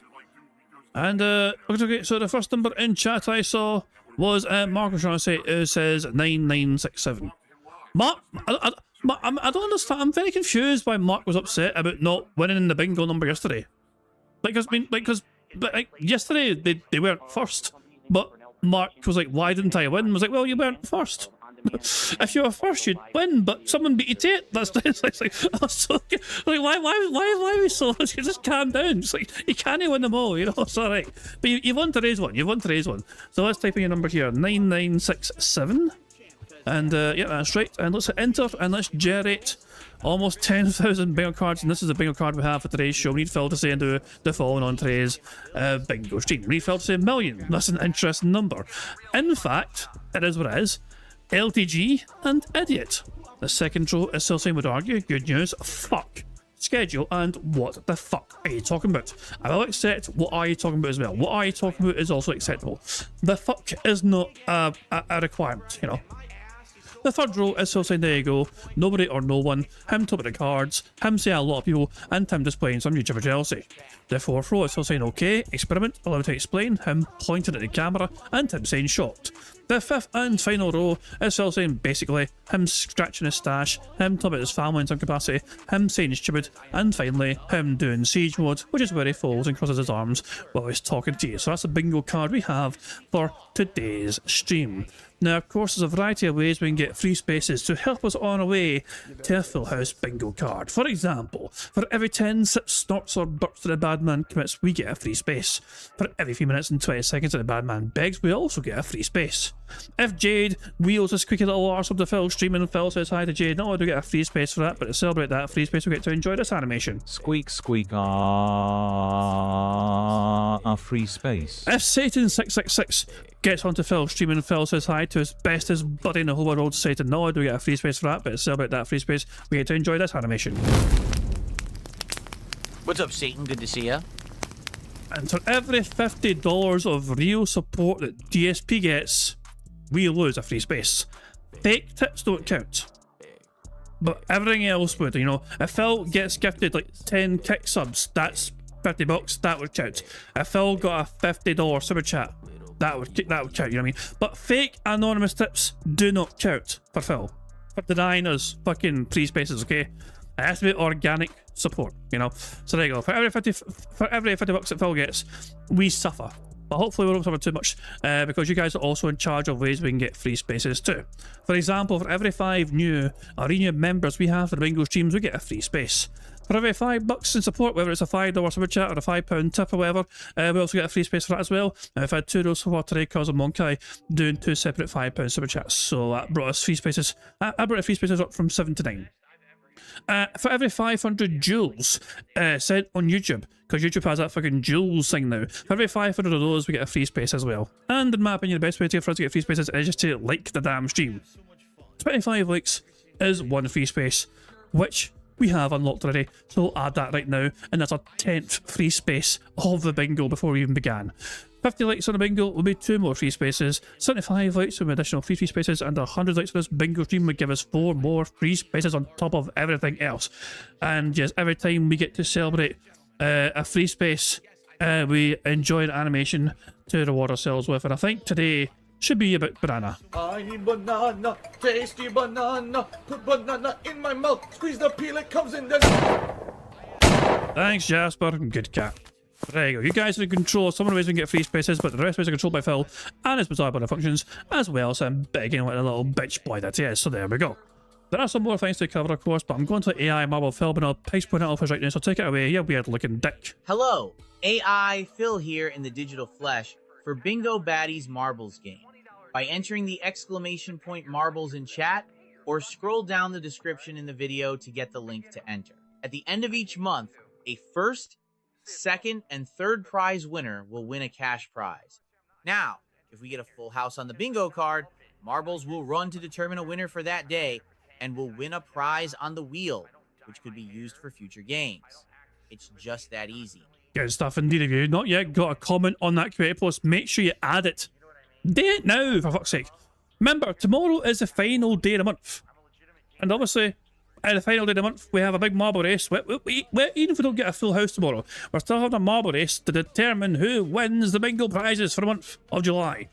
You've got to be in it to win it, though, as the old saying fucking goes. So if you've not yet got your own marble locked and secured, fucking do it sooner rather than later. Current bingo prize holders currently include Rabashank, The Fox, and Tulip, who all have Scottish Soundboard passes. Meanwhile, Dreamlands TV has a marble ticket they can use. So there we go. Those are current prize winners. If you have a chance to win one of these prizes as well, if you get a full house or a marble race, it could be your marble that wins one of these glorious prizes. So there we go. I think I've covered all the bases. There's only one thing left me to do before we start playing some bingo today, and that is for me to press the random Scottish Soundboard button to send us off into battle once more. Scotland forever! On that passionate note, it is time for us to start playing bingo. Microphone mode only for the start, with Phil, you know, not having his camera on at first. But yeah, 10 free spaces before we even started. So we've got a hell of a good head start. Getting a full house shouldn't really be a problem with such a great head start. So maybe we might do 2 bingo cards at this rate. Who knows? I'll have to wait and see how this first one goes. But here we fucking go. Good luck. It's time to endure the bad man and all his bad man bullshit. What's going on, everybody? Good morning. Hello to all the early viewers here on the channel. I welcome you all here today to another fun, chill day of content on DSP Gaming. It's going to be a more laid-back one today with Assassin's Creed and Final Fantasy VI. As you know, Assassin's Creed, big open-world game with tons of content, whether it's taking out ships, taking over forts, hunting down Templars, story, or whatever it may be. There's just tons to do in the big open world. And so it'll be very interesting to see what we choose to do today, because it seems like every time we play, we do something different, and it's been pretty fun. So I'm definitely looking forward to that, hanging out with all of you this afternoon as we continue on with the game. But of course, tonight we've got Final Fantasy VI Pixel Remaster continuing, and that's going to be great. Finishing up the Sabin plot line, and then heading on to Banon, and then getting to the part of the game where it really hits its stride and starts to make big story progress. So, overall, today's going to be just great, and I'm excited. I hope that you guys are too. It should be a good one, okay? I'm actually just going to run and get ready and be right back and get started. So I advise you to do the same. Go grab a drink or a snack and use the restroom or whatever you need to do. I'll be back shortly. We'll start with the morning show. Thanks, and see you in just a few, everybody. Well, a load of shite. Right, his camera goes on at about... oh god, there it is there. Morning show is right there. He's wearing... Okay, hold on. Before we actually start playing bingo, okay? Before we start playing bingo properly, okay? I was sent a screenshot of what DSP is like today. Sonny made a visual observation. DSP is so ripped, you guys. Yeah. Look how ripped the bad man is. Look how, yeah. Of course, the arrows and the lines were added by Sonny, as you can imagine. But yeah. Jesus, man. I mean, it's for somebody that claims that they're so healthy and they're strong as hell and they got muscle definition and shit, and they don't seem to have filmed that shirt too much, do they? It's like the shirt is wearing him. He's not wearing the shirt. The shirt's wearing him. Like the shirt would look more impressive on a fucking coat hanger. You know, just saying. You know. There you fucking go. Like, Christ alive, man. Apparently, so the track to be alive right now, and apparently there's a screenshot as well for how they enjoyed it as well. Yeah, Indrid having some fun at Phil's expense. Oh, for goodness sake! There you go. He's alive, man. A Pokeball bra. What the fuck? That probably fucking exists, I imagine. I wouldn't be too shocked that fucking exists out there. But anyway, whatever. Let's get back to bingo. Okay, let's start bingo properly. We've got 1 square ticked off so far. Because Phil said, okay, we have 10 free spaces, let's crack on with things and let's see how we fucking do. Good luck, everybody. Here we fucking go. Good morning, everybody. How you doing? Welcome to the DSP Morning Show for Thursday, the 30th of July, 2026. We are almost done with July, if you can believe it. What a month it was. Eventful, full of fun stuff. Crazy schedule for me. And Phil said basically as well in the microphone only segment, I missed it, so that's why I ticked it. We're ending it strong with great games and summertime vibes. How y'all doing this morning? I hope you're doing well. Welcome to the show. Today, we'll get you all caught up. We had some events last night that happened on the late stream that I want to let you all in on if you weren't around, because it will affect the schedule moving forward.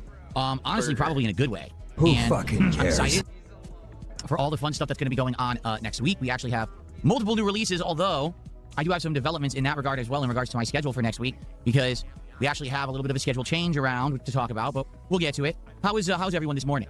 Let's see who we got today. We start off today with Tommy Versetti. How you doing? Dark Lady Goth. KO for the win. Slick Fury. Bunnies and Gaming. How you doing? Rurico. Good morning. Step Mom. Ken BR. Who else do we got? Lord Bliss. Fat Walrus. 8th ban. Is it really your 8th ban? Damn, I'm sorry to hear that. Maybe you should stop getting banned. Netmuck is here. That Kid Pulley is here. Assassin Gamer, good morning. Scotty Doo and the Mad Villain, hello. What's going on, everybody? What is up? I hope you're doing well. Kyrie, please, how you doing? And more. We have more people joining as I speak. Good stuff, good vibes today. Chill vibes. As I was saying, I said this to the audience before I started recording the morning show. on the stream. Very chill day today. Today we're going to be continuing on with Assassin's Creed Black Flag Resync and with Final Fantasy VI Pixel Remastered. So with Resync, what I found is these streams... Anybody care what this guy thinks? No! Streams have been very open-ended, not necessarily guided and doing set stuff, but instead it's like, oh, maybe we'll do a story. But that's actually a point. So at this point in time, like the viewbot should engage went from 99 to 113, but it keeps climbing. Right now, as a pause, I'm 135. You know, we'll see how quickly that climbs up if it does. You know, but yeah, we'll keep a wee eye on the view button situation if it still is happening. Open-ended, not necessarily guided and doing set stuff, but instead it's like, oh, maybe we'll do a story mission. Ooh, look, a base takeover. Oh, let's do some hunting and upgrading for resources. Oh, now let's go hunt a temple. Well, current DSP is on 1.2k viewers, so the view button is definitely in effect today. So there you go. And the game's great like that because it is made in a way with so much open world content that you can jump around the content, not really knowing what you're going to do next, but still have a lot of fun. And I really like that they've designed it that way. I think it's a great game in that regard. In the case of Final Fantasy VI, that's my favorite RPG of all time. The first two streams that we've done have been absolutely outstanding. Tonight we're going to continue on and actually kind of finish up the intro of the game to get into what we would consider more of the meat of the game and the main focus. So I'm excited for all of that. I hope that you guys are. How is everyone today? Y'all good? Y'all in good spirits? I know it's early. I literally started like 11:30 on the dot this morning. And so 11:30 a.m. is early. That'll never not be fucking ridiculous to me. Because of that, we actually don't have as many people as normal. Usually we have a few more people chatting it up, and it's a little slow today, but that's fine. This is the build-up show. That's the point of the morning show, is to build up attendance before we jump into the gameplay for the day. Shinzo Moon asked, well, I thought the point of the morning show is to try and get some money in before the fucking gameplay starts, so you can try and get wheeled out. I thought the point of these morning shows is for you to get fucking goal set, milestone sets, so you don't have to fucking worry about money when the gameplay starts. Because you said that before. Will Final Fantasy VI always be a night stream? Likely, yes. In fact, this is what we actually need to discuss today on the show. So here's what's going to happen. We have a game that's out of the rotation, Pal World, and we'll talk about that in a moment, why I'm not playing Pal World anymore. However, next week, we actually... I can tell you why. Money! We have several new releases, including Beast of Reincarnation, which is a big question mark. No one's sure if this game will be good or not. It's actually the first outing by Game Freak as a solo outing, not being backed by Nintendo and not being a Pokemon game. So no one knows if that's going to be any good. We also have Marvel Tokon, which also is a big question mark. Will it be a good game? Will the online play work? Will the PC version be good? And no one knows. Based on the beta, it was very hit or miss. Like, oh, like some things just weren't very good. In my opinion, next week will be a good week, but we're gonna have to mix things up. The schedule might have to be shuffled around. Right now, the 3 daytime streams that we've been playing have been Assassin's Creed Black Flag Resync, Dark Souls 2, Scholar of the First Sin with the Path Tracing mod on PC, and Pokemon Brilliant Diamond. But what I'm thinking is next week, we're gonna have night streams of some of those games. I just don't potentially see us having all... Pokemon's getting moved. I'm calling it. Pokemon is definitely getting shut to the night stream. There's no way it would. All 3 of those as daytime streams, plus Beast of Reincarnation, plus Marvel Tokon. Like, how are we gonna have time, right? So likely what we'll do next week is start shuffling stuff about. And I guess the question that I have for all of you, in regards to that schedule I just explained, right? Of the 3 what game will you at least wail on so I can fucking maximize my profits? Games that I'm playing as daytime streams right now, which would you be willing to play as a night or to watch? It's like which ones? Who's like all you day stream viewers here? Like which one has you least interested in whaling? Excuse me, as a night stream, if I played it on a night stream, because I was thinking about this, I'm like, well, Assassin's Creed has a nice chill daytime audience and a bunch of regulars. Like I noticed when we play Assassin's Creed, there's certain people here. I'm actually this might be controversial, but I'm going to count this bit here as a beg. I'm counting this bit here as a beg. Of the 3 games that I'm playing as daytime streams right now, which would you be willing to play as a night or to watch? Excuse me, as a night stream if I played it on a night stream? Because I was thinking about this, I'm like, well, Assassin's Creed has a nice chill daytime audience and a bunch of regulars. Like I noticed when we play Assassin's Creed, there's certain people here that wouldn't normally be here otherwise, and I like that. I like having a regular crowd for a certain game in the rotation. In regards to Dark Souls, I feel like no matter when I play Dark Souls, you're gonna get a rowdy crowd who's here to kind of like watch me either suffer or persevere over a very difficult game. Suffer, Phil. Pokemon, we have done Pokemon both as day streams and night streams. Pokemon has worked both as day streams and night streams, but at the same time, there have been times when I put Pokemon on a late stream and it didn't work, and people complained and said, "Oh, we can't make it," and that's we're sad that you made it on night stream, putting it back to days.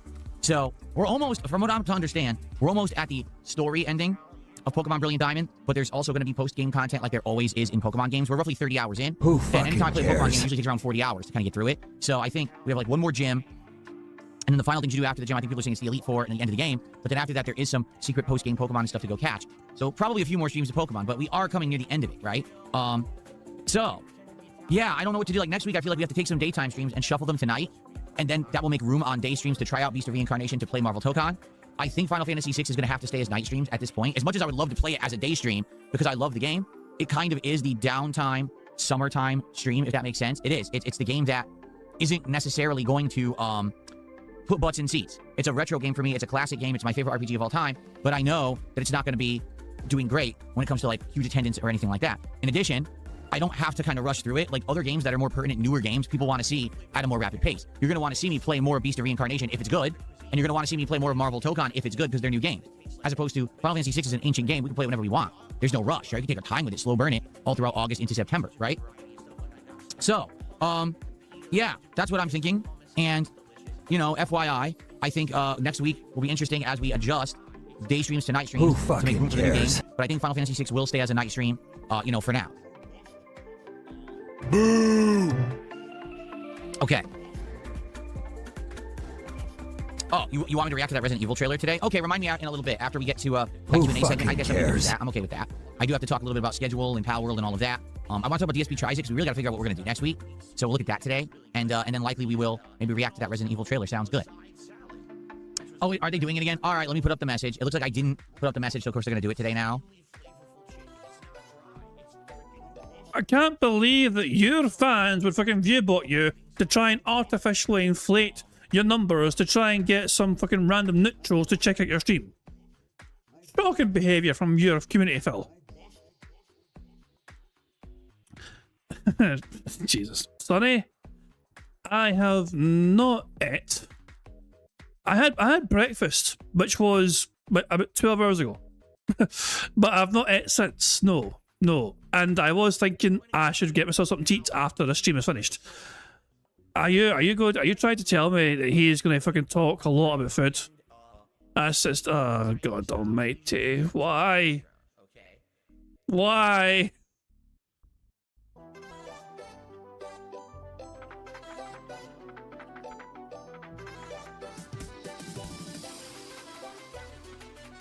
Honestly, I thought that it ended because they didn't do it yesterday, and I was like, oh, okay, well, if they're not going to do it, then I don't have to put the messages up anymore, and then they do it. So, all right, fine, there you go, there's your pinned message. Woohoo.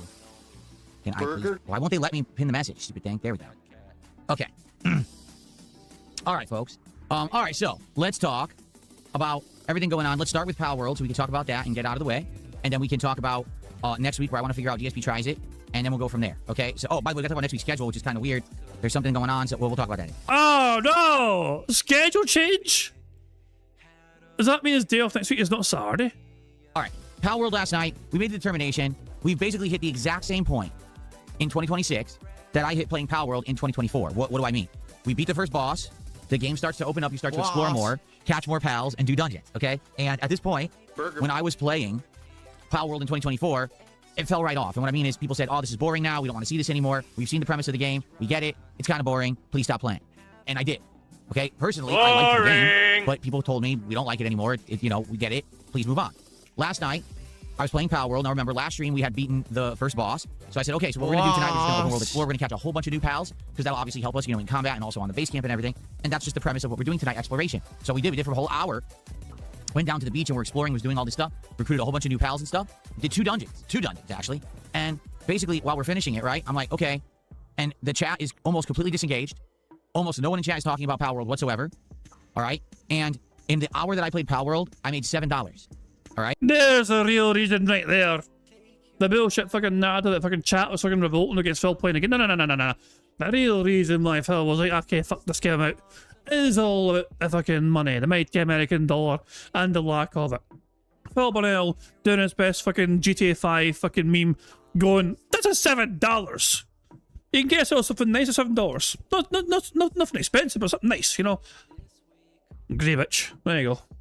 $7. Oh, did I ever got $7? Bit fucking who? Right? Before I started playing Pal World, we hung out just like we're doing right now and talked for about 30 minutes. And during the 30 minutes, I made like $50 just chatting with the audience. Okay? So as soon as I started playing Pal World... So what you're trying to say is that you play video games is no longer fucking relevant and pertinent in 2026, and you may as well just fucking not play games anymore. Wow, Phil. You should do it all the time then. Your schedule should just be you fucking just sitting there in your chair, begging for money non-stop. Well, showing off the cards you can open on the stream. The audience disengaged, disconnected, paid no attention. And then basically what I did is I sat down with the audience again. I said, guys, let's reassess then. Why don't you back it up with a source? My source is that I made it the fuck up. You guys really don't like this game. I'm not forced to play it. It's not like it used to be, where I used to buy a game and be committed to playing it from start to finish. You know, we can do whatever you want. And overwhelmingly, the audience said, this game is boring. We don't want it. We like that you went back to it because now we know what it is. It's basically the same as it was 2.5 years ago. We're bored. Why would I lie? I imagine it's like breathing for you. Bullshit! Okay. So I said, I guess that's it. What else are you going to do? The truth is, I like it. I like the idea of a big sandbox, open world exploration like Breath of the Wild, catching tons of these pals, getting abilities and combat stuff from the pals, being able to ride them as mounts or whatever. I like that idea. I like that there's dungeons. I like that there's boss towers. It's a fun idea. I think it's fun to play. I don't necessarily know if it's fun to watch.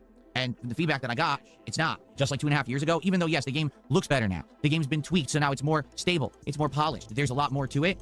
It's still the same game. And that game didn't work 2.5 years ago, and it's not working now. So I'm not going to force you guys to watch a game you just don't want to watch. You know what I'm saying? So there you go. Now, of course, what's funny about all of this is the serious fact that I bought a box of Pal World cards. Because if you remember, it was like 3 weeks ago, on stream, you guys said, hey, Phil, are you going to buy the Pal World trading card game? Because you're unboxing everything else and you're playing Pal World. So it would make sense. And I said, oh, they have a Pal World trading card game? Well, I wasn't aware of that. And you know, right now we're just starting Pal World. Remember, Pal World just had its 1.0 release like 2-3 weeks ago. And basically, we were wondering, would it be any good? And I said, well, let me hold off on buying these trading cards until we play Pal World enough. And we determine if it's something that you guys would like. Because what if I play Pal World and you guys just hate it right off the bat? Then there's absolutely no point in getting these trading cards, right? No one's going to care. So I waited, and I waited, and I waited. You want to know when I bought the cards? Over the weekend. It was actually last week, because if you remember, we had the Final Fantasy box of cards, right? And basically, we had this crazy weekend where everyone went nuts supporting me. And then I ended up opening a ridiculous amount of card boxes. I was like, wow, we went through them so fast. And I know that you guys always want to have them. So I got to get others. Like, what can I get? And I started looking. I was like, okay, I can order this one fast. That's how I ended up getting the One Piece cards. But what else? And I said, oh, that's right. We had talked about 2 weeks ago, the Pal World cards. And I looked them up. And it basically said that they would ship them as soon as they could. And they would come within a few days of release. They actually released today, the Pal World cards. The thing was, you can't buy them from the supplier. Unlike Pokemon cards, that if you get lucky, you can buy them direct from Pokemon Center and you can have them on release day. There was no actual way to buy Pal World cards from the manufacturer. They don't even have them for order on the site. So basically, there were resellers, I guess, who have like the ins on how to get them, and they already had them. You could buy them direct. That's what I did. I bought them from like a business that sells cards. So it officially was a business. It wasn't like a reseller. It was a real business, a card business. So I bought it from them, and they already mailed it. Like they mailed it 2 days ago, so they had them early. And it looks like it's actually coming this weekend, probably on Saturday. In fact, let me check to see if there's been an update. Who fucking cares?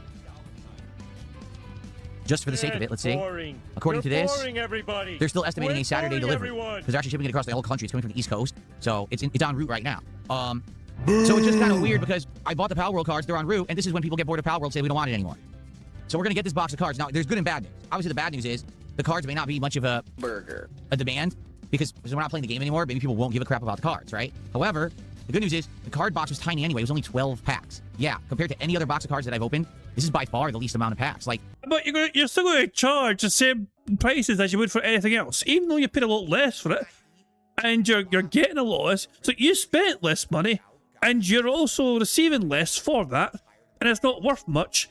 But you're still going to charge your audience $100 to fucking open them. The same price as always. For God's sake. Pokemon cards in English have 36 packs, okay? And in Japanese have 30. Magic the Gathering has 30 packs, okay? One Piece has 24 packs. Pal World has 12 packs. It's almost like they don't have confidence in their cards. So they made it so that it's really small boxes or something. I don't know. Anyway, so they are coming. We'll probably have them for next week, but it may very well just be kind of a quick gimmick thing where no one really cares about them simply because we're not playing Pal World anymore. I don't know. I guess we'll have to see. Cares?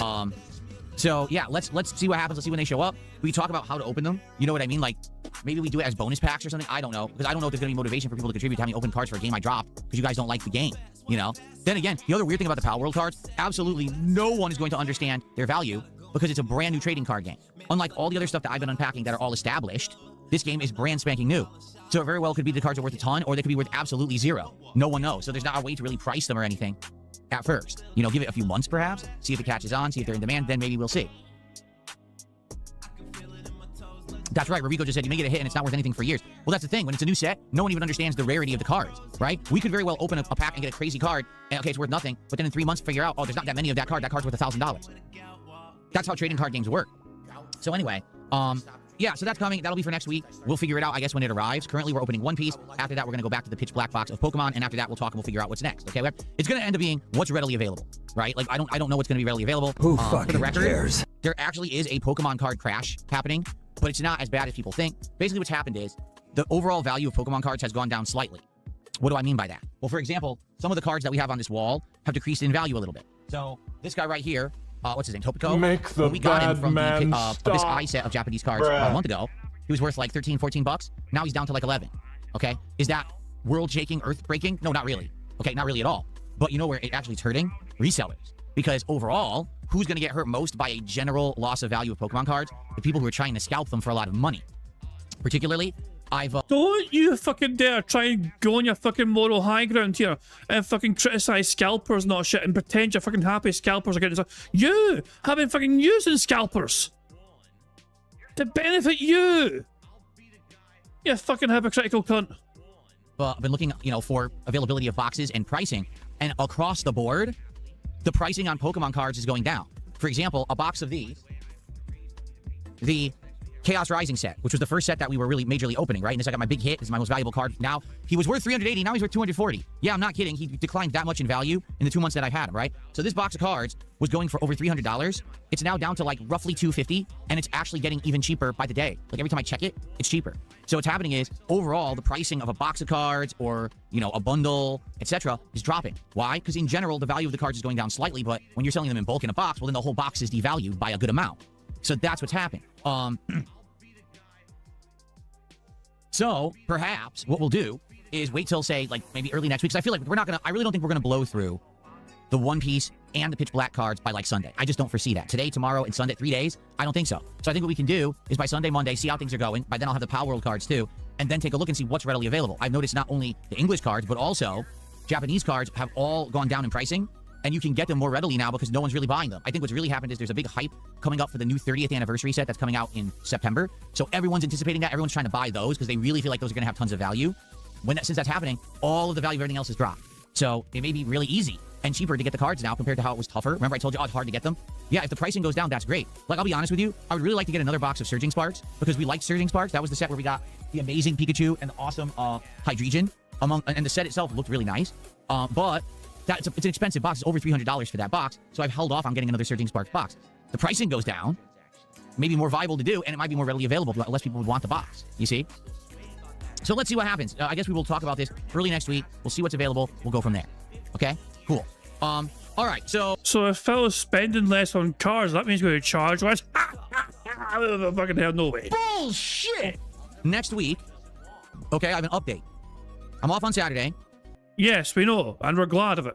I'll be back on Sunday. I'll be streaming all week for 5 days. Meaning I'll be here Sunday, Monday, Tuesday, Wednesday, and Thursday. I'm going to be off on Friday and Saturday. Oh, hello. I actually don't mind that. You know what?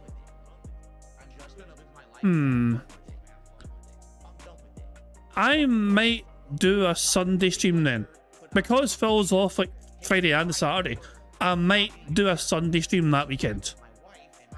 I am. So if Phil is off on, if Phil is there until Friday, I'll take the whole weekend off, But if he's off on Friday as well as Saturday, then I think I'll do a Sunday stream that particular weekend, But this weekend I'm not here Sunday, So yeah. Rest Empire. It's funny you mentioned this. I was going to do a gameplay of that after Bingo tomorrow. Once Bingo is finished tomorrow, so tomorrow's Friday. Friday's Phil's last day anyway. We're starting the weekend as well. I was going to do a Wrestling Empire stream after Bingo tomorrow. Straight after Bingo.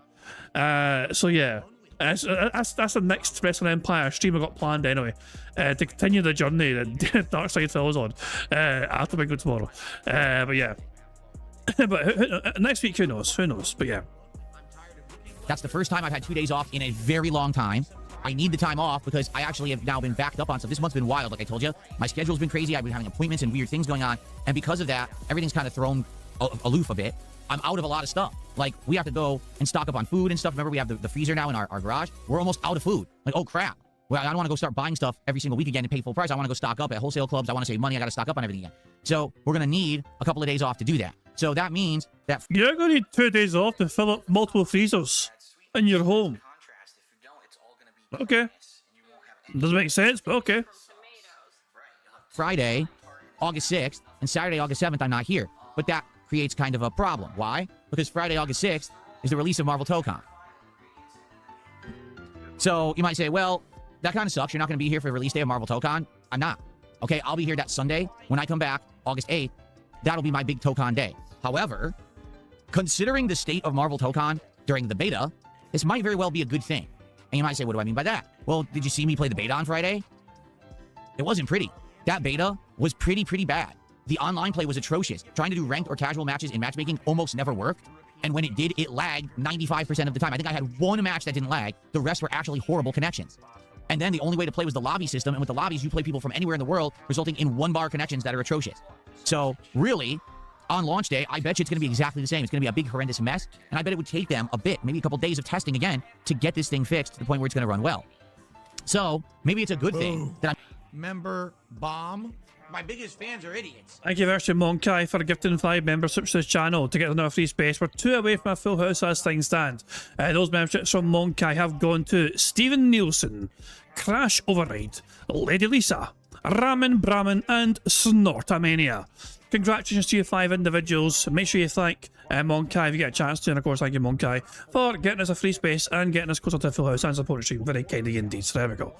Good stuff indeed. 2 more to go, and then we have a wee marble break. And I'll do. I was like, if we win this first card, I will do a poll and ask you guys: do you want a second bingo card, or do you just want to not bother with a bad man and we can just like do marbles and like multiple? I don't know, but yeah. I always let you guys decide these kind of things, you know.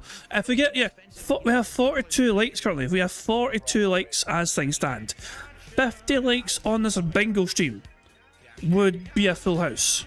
We need 2 spaces, 50 likes would give us 2 spaces.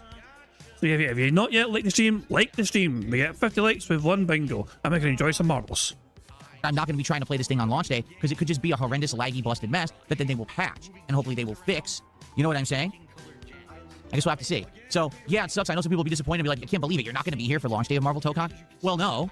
But I will be here a couple days later, and I am going to cover the game. And I'm going to try both the offline content, which seems like there's a bunch of campaigns based on character teams, like the Avengers and the X-Men and stuff like that. That could be neat. And then I'm also going to try to play it online, as like any other fighting game, and play it competitively and see how it goes. Personally, I don't even know if I'm going to like it. I guess we'll have to see. All right, so just to forewarn everyone, will I be here next week? Absolutely, for 5 days. But I'm not going to be here Friday, Saturday of next week. But then I'll be back after that, and we'll get back into normalcy, okay? Who fucking cares? Now, one other thing. We got to figure out what we want to start doing for DSP Tries It again. You fat prick. For a few weeks now, we've had some ideas and things that we did. We had the Burger King stuff that actually worked out pretty well. We had the Jollibee stuff that wasn't so good. So now I want to figure out what do we want to do on Monday. And there's a few options. Option number 1, which we've already talked about, is that Jack in the Box has a new Philly cheesesteak-oriented menu, meaning they actually have a Philly cheesesteak sandwich, but then they have a burger that they're claiming is like a Philly cheesesteak that has like the roasted peppers and stuff on it too. So we could essentially just do a cheesesteak fiesta where we try to get all those items and try and see if any of them are any good. Okay? Outside of that, I just don't know what else to do. Like, I've been looking at stuff. I'm not seeing anything very interesting. But if you guys have suggestions, I'm all ears this morning of what do you think I should do? Are there any new items or anything available that I should do for DSP Tries It next week? Because we need to start brainstorming so we can set it and, you know, get people excited for it, get me ready, set up for it, you know, rather than me trying to scramble last minute to figure something out. By the way, thank you. Hanslander had done a $2 Canadian super chat saying I look like Ricky Gervais. Thank you, Hanslander. I appreciate that. Okay. Let's see what that is. What's the Canadian exchange rate today? Who fucking cares? That's $1.43.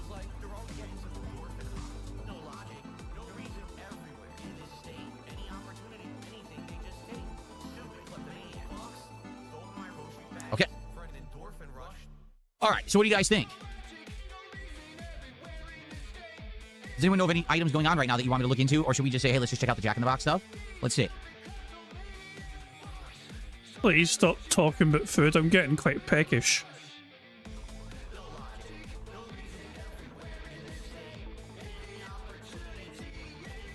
Yeah, they're showing it right now. The Philly cheesesteak combo and a Philly munchies meal. So they have the Philly cheesesteak sandwich itself, and they have the burger, which is like a double burger with Swiss cheese, and the toppings, same toppings they put on the cheesesteak, they put on the burger. Yeah. Grilled onions, peppers, and melty Swiss cheese. Could be good. It could also be terrible. Idiots. So that's an idea. Nice shirt, 25 cents. Pizza, we looked into Papa John's, all they're doing is a pepperoni stuffed crust, which is terrible. It's exactly the same as they always do, just with pepperoni in it, so there's nothing there. Let's look at Pizza Hut. Pizza Hut throwback value menu. They brought back the old school breadsticks, which is hilarious. The actual old breadsticks that were good, they're claiming they're back. Triple cheese mac, that looks absolutely disgusting. Oh my god, like that looks really heinous. I gotta show you. Are you ready? I don't know if you're ready. Where till you see this? So first off, this is the breadsticks they actually used to have, the ones that were squared at the end, and they actually were a little crispy and toasted, and they sprinkled that Parmesan cheese on top. They were actually really good. And then at one point they said, oh, we were lazy like everyone else, and they just made their breadsticks a big lump of dough where they just pre-cut them and you have to rip it apart yourself and it tastes like ass. So it looks like they actually brought this back. This looks insanely disgusting. Look at that. You will not blaspheme the cheese. I would destroy that. To me, that was quite tasty. I'm a big cheese lover. You know, I love my cheese. You know, macaroni, I'm pretty happy with it. You know, it's a fucking cheesy fucking pasta. I fucking love that shit. You know. I shout at spiders in the house. You don't pay rent. Fuck off. Thank you very much to Monkai for the 2 minute super chat. It says, imagine listening to this as an actual podcast. Oh god. He tried to fucking claim it as well. Like, oh, you guys can listen to this on Spotify, you know what I mean? It's just like, oh my. Some people actually do listen to Phil streams while they're working. Some people do choose like some sort of audio show. Oh, Christ alive, man. But him looking at fucking pizza, I'm not gonna lie. This, I am, damn it, I'm hungry as fuck now, bastard. That looks like a pool of oil. That's just nasty. It looks like snot. Look at that. Like, who would eat that? Me! I want it! Give me! I'll take fucking your entire fucking stock. It looks nice. What's wrong with it? Pasta smothered in cheese. Sign me the fuck up. And look at this. Are you kidding? I didn't even look down. S'more sticks? Oh, God. At some point, someone has to start holding these companies accountable for actually presenting this as food. Like, you remember the foot-long cookies at Subway that we tried like 2 years ago, and I had one. It was completely inedible. It actually tasted like chemicals. Like, what do you... What the... Aviga? Have you sent me... What the fuck have you sent me? Have you sent me an extreme close-up of some sort of dip that you're using? Oh, it's a soup. I was like, what have you sent me here? It's so confused now. I thought it was like some sort of, you know, kind of ranch dip or something you had, or I don't know what it was. But it's soup. Well, ain't that super for you? I said this before, I only ever eat soup if I'm not feeling well. And even then, I only seem to eat chicken soup. Chicken soup when you're not well. Is you go to that and you feel better, you know? But yeah. That's the only time I eat soup. I think soup's a weird one because it's not even... you thought it was fleas. It's a seasoning in the soup, for fuck's sake. Jesus. You thought, yeah, vegans are talking eating a bunch of fucking little fleas, you know? Jesus Christ. No. Bye. But that's one of those questions about soup. Are you really eating soup or are you drinking soup? Because soup's kind of weird that way, isn't it, you know? You don't chew soup, you fucking drink it, you know? So it's like... It's a strange one. Now, I'm fucking knowing... It feels weird to fucking call it food. It is good for you. It's just, you know, it fills you up as well sometimes. It fills the gap, but it's not really food in the grand scheme of things. I don't know. But anyway, thank you for the distraction. Hope you enjoy your soup. And I'll go back to fucking being tormented by the bad man as he scrolls through the fucking fast food menus. What do you think this is going to taste like here? Seriously. That's 100% just... That's all chemicals formed into the shape of something that they think looks edible. It's not. Like, that's got to be disgusting. So this is all they're doing at Pizza Hut. Nothing. See, nothing right now. So that's their amazing menu. Like, that looks absolutely revolting. That's why I stay away from that shit, because it just doesn't look good. Let's look at Domino's.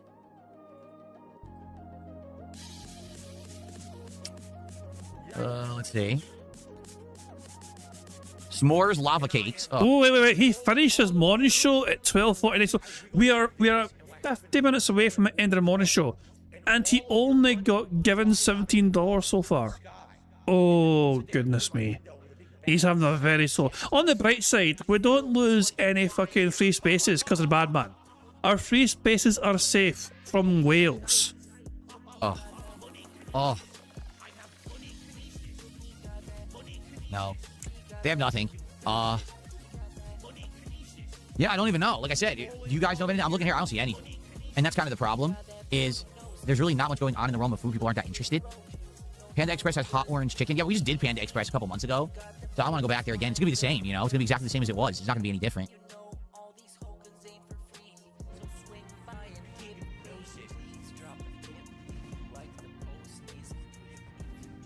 James, we just did that.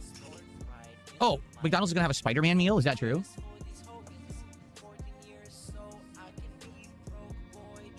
Right now, all they have is the Caesar sauce. That's it.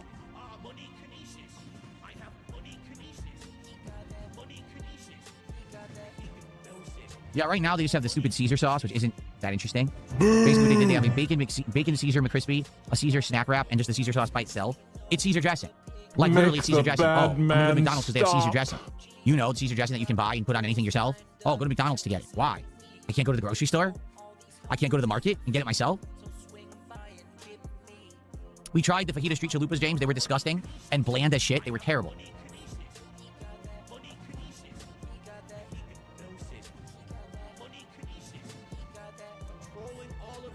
So basically, what I'm getting at here is, as you can see, there's just not much going on in the realm of fast food these days. We've kind of gone to all the unique, interesting places that are near me.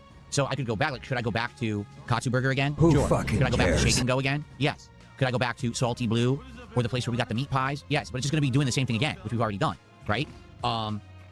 Or fast food, but as you can see, there's not much going on. I would say right now, the only thing right now would probably be that Jack in the Box Philly cheesesteak and the burger. Like, that sounds interesting. I was going to go to Arby's. Arby's has a summertime menu. It's the new chicken salad sandwich where it's like chicken with cranberries and almonds and other things together. And also they have an orange smoothie shake. So it's all unique summertime menu. Sold out immediately. It hasn't been in stock for 3 weeks.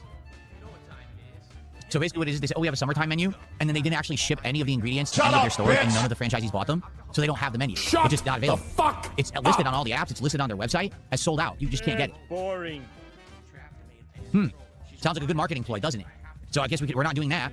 So yeah, yeah, I don't know what else is going on. That's the thing. So, yeah, so I think what we'll do, unless anyone comes up with a better idea, next week we'll maybe do Jack in the Box, okay? And then after that, let's talk and see if we can figure out what would be the next thing to do.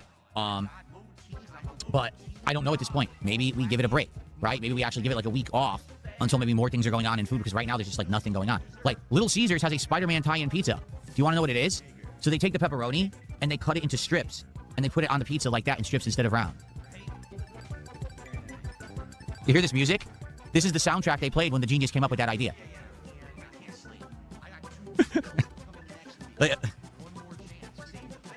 So, yeah, anyway. At this point, like I said, let's probably do Jack in the Box, and hopefully something will happen in the next week, and if not, maybe we give it a week off. I don't know, we'll have to see, but not a lot going on in the realm of food right now, to be frank, okay? Please tell me that's the end of the food talk. All right. All right, so we covered Pal World. We covered next week's schedule, which is going to be different, 5 days instead of the normal 6, but then after that, I'll be back for Marvel Tokon. We covered the fact that a lot of the day streams may become night streams next week to make room, because we're going to try this new Beast of Reincarnation game on Tuesday.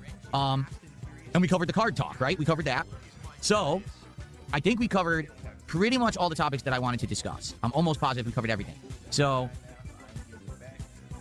oh, and the app for cards is fixed. I don't know what happened. Hooray for that. The app for cards is fixed, guys. Isn't that fucking magical, wonderful news? On behalf of everyone. Who fucking cares? I will talk about the cards again. I'll say as I beg, slowly rewind that for a few seconds. And we can start a big counter again. We are 1 square away from a full house. We've almost got a fucking victory here. So, oh, and the app for cards is fixed. I don't know what happened yesterday. The servers were all screwed up. It's fixed now. So now today, with open cards, I'll be able to scan the One Piece cards and actually get values again, which is good, because it was really hard yesterday to figure that out. The One Piece cards, I just don't understand why they've done this. The way you figure out the rarity of one of these cards, in the bottom right-hand corner, in the smallest, most microscopic type you could possibly see, is listed a rarity. It's so small, I can't see it, even with my glasses on. And the camera on my phone can't pick it up, because it's so small, I get close to the phone, and the phone starts to lose focus and blur. I literally can't read it. It's insane why they did it like that. Like, do they think that everyone has insanely good, like microscope vision to see the rarity of your card? It's very bizarre. So, the camera started working again, thankfully. So today, when we open packs, we'll be able to see what we're doing. Onye Shodimu did a $10 super chat. Says, do you deduct the cost of meals for DSP tries as a business expense for your channel? Honest, upfront answer, I never have and never will. I've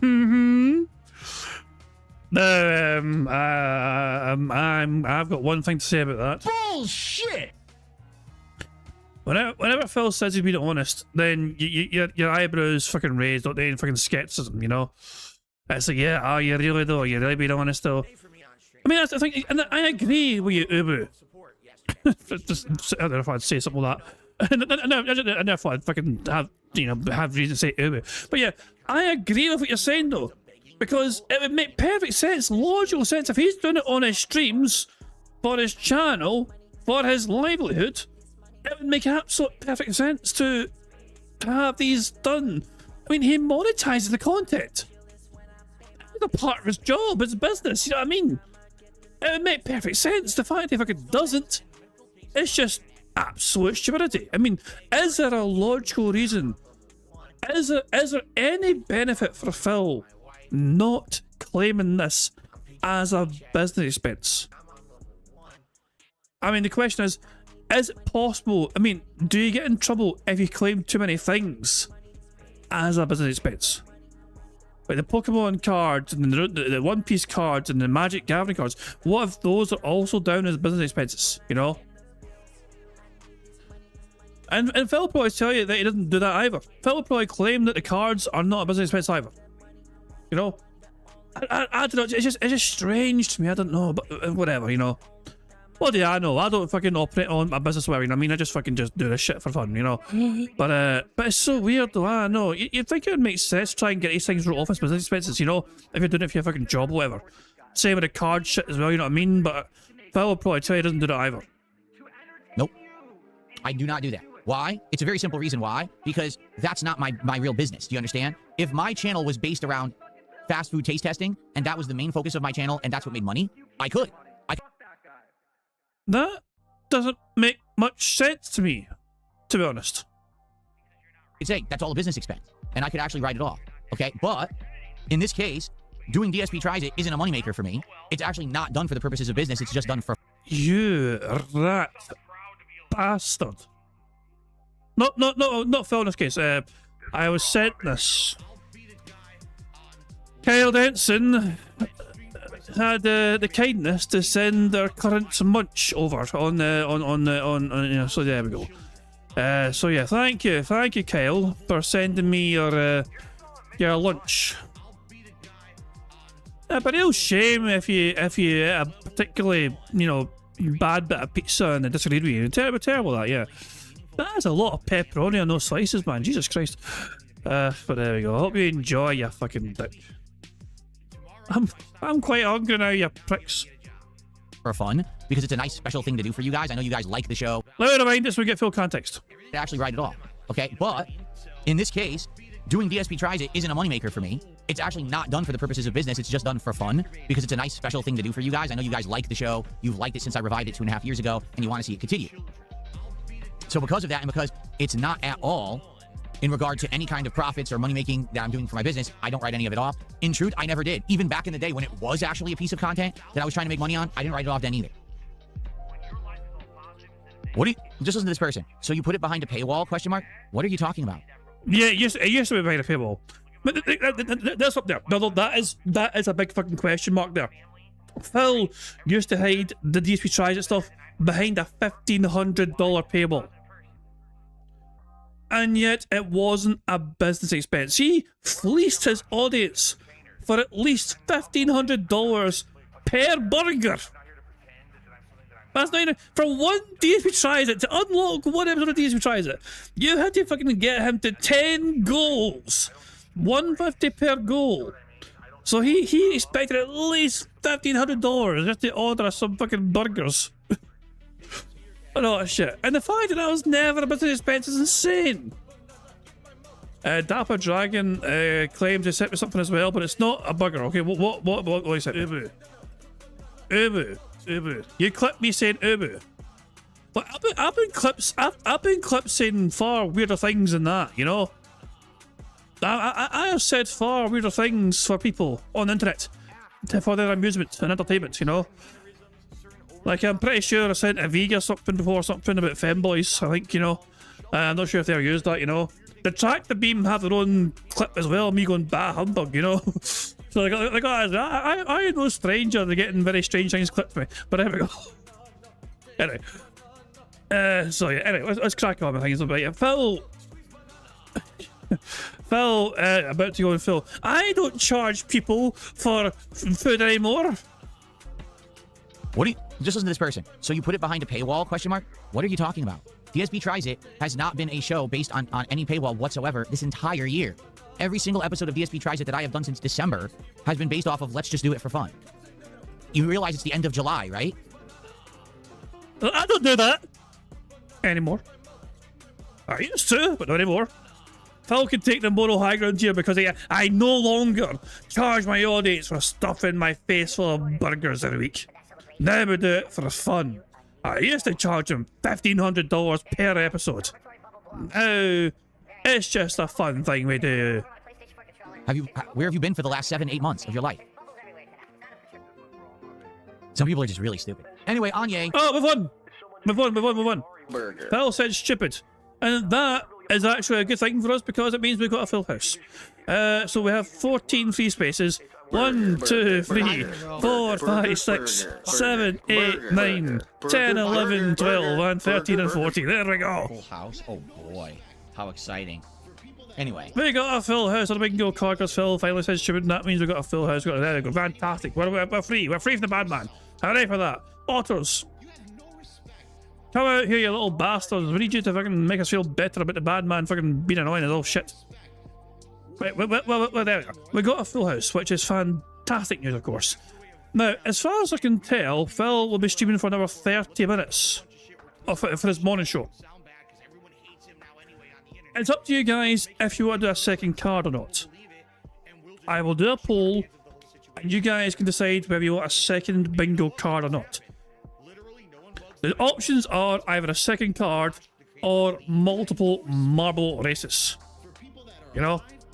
So, second card or multiple marble races. You guys are in charge.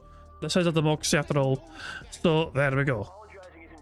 I mean, there's no guarantee. There's no guarantee of that. Also, we can still earn free spaces when we're doing marbles. If we get 50 likes, we still secure 2 free spaces, even if we're playing marbles. So we don't have to be playing bingo to get free spaces. If somebody gets like a $5 contribution, that will count as well as a free space. So we can definitely build up free spaces whether we're doing bingo or not. Because if I'm streaming, I mean, this applies to anything I do anyway. If I'm streaming, even when I'm fucking streaming, I mean, if I'm playing a different game, if I'm playing Resident Empire or Hitman or something, you know, and somebody gets a support on those streams, I will tend to carry that over as a free space on a different on a bingo stream. You know, it all adds up in my opinion. You know what I mean? So because I get support on some of our streams sometimes or whatever, I will sometimes carry that over retroactively. You know. But you guys can decide what you want to do. If you want to do a second card, we can do a second card. If you want to do marbles, we can do marbles as well. I'll let you guys determine that. But if we get free spaces as well, free spaces will still carry over. Whether we're doing a bingo or whether we're doing marbles. So there we go. Zonox, tell me to check Discord. You're busy again. Hold on 2 seconds. Hold on, see then. What were you busy? You said you were busy. Like okay, for fuck's sake, hold on. Like, you were busy, but it's not easy to show it off. I need to fucking change things and everything else. For fuck's sake, hold on. Hold on, Jesus Christ. Like, you need no, upload these to YouTube. Shove these things on your YouTube channel or something, man. It'd be easy to show off. I'm just saying. Fucking videos is always awkward to me because I've got to change the source and everything. Hey, hold on. So 2 seconds. I mean, I'll show it here, but hold on. So Zarnok made this. Are you ready for the ultimate burger? It's 100% grade A sadness, now with glorious grease.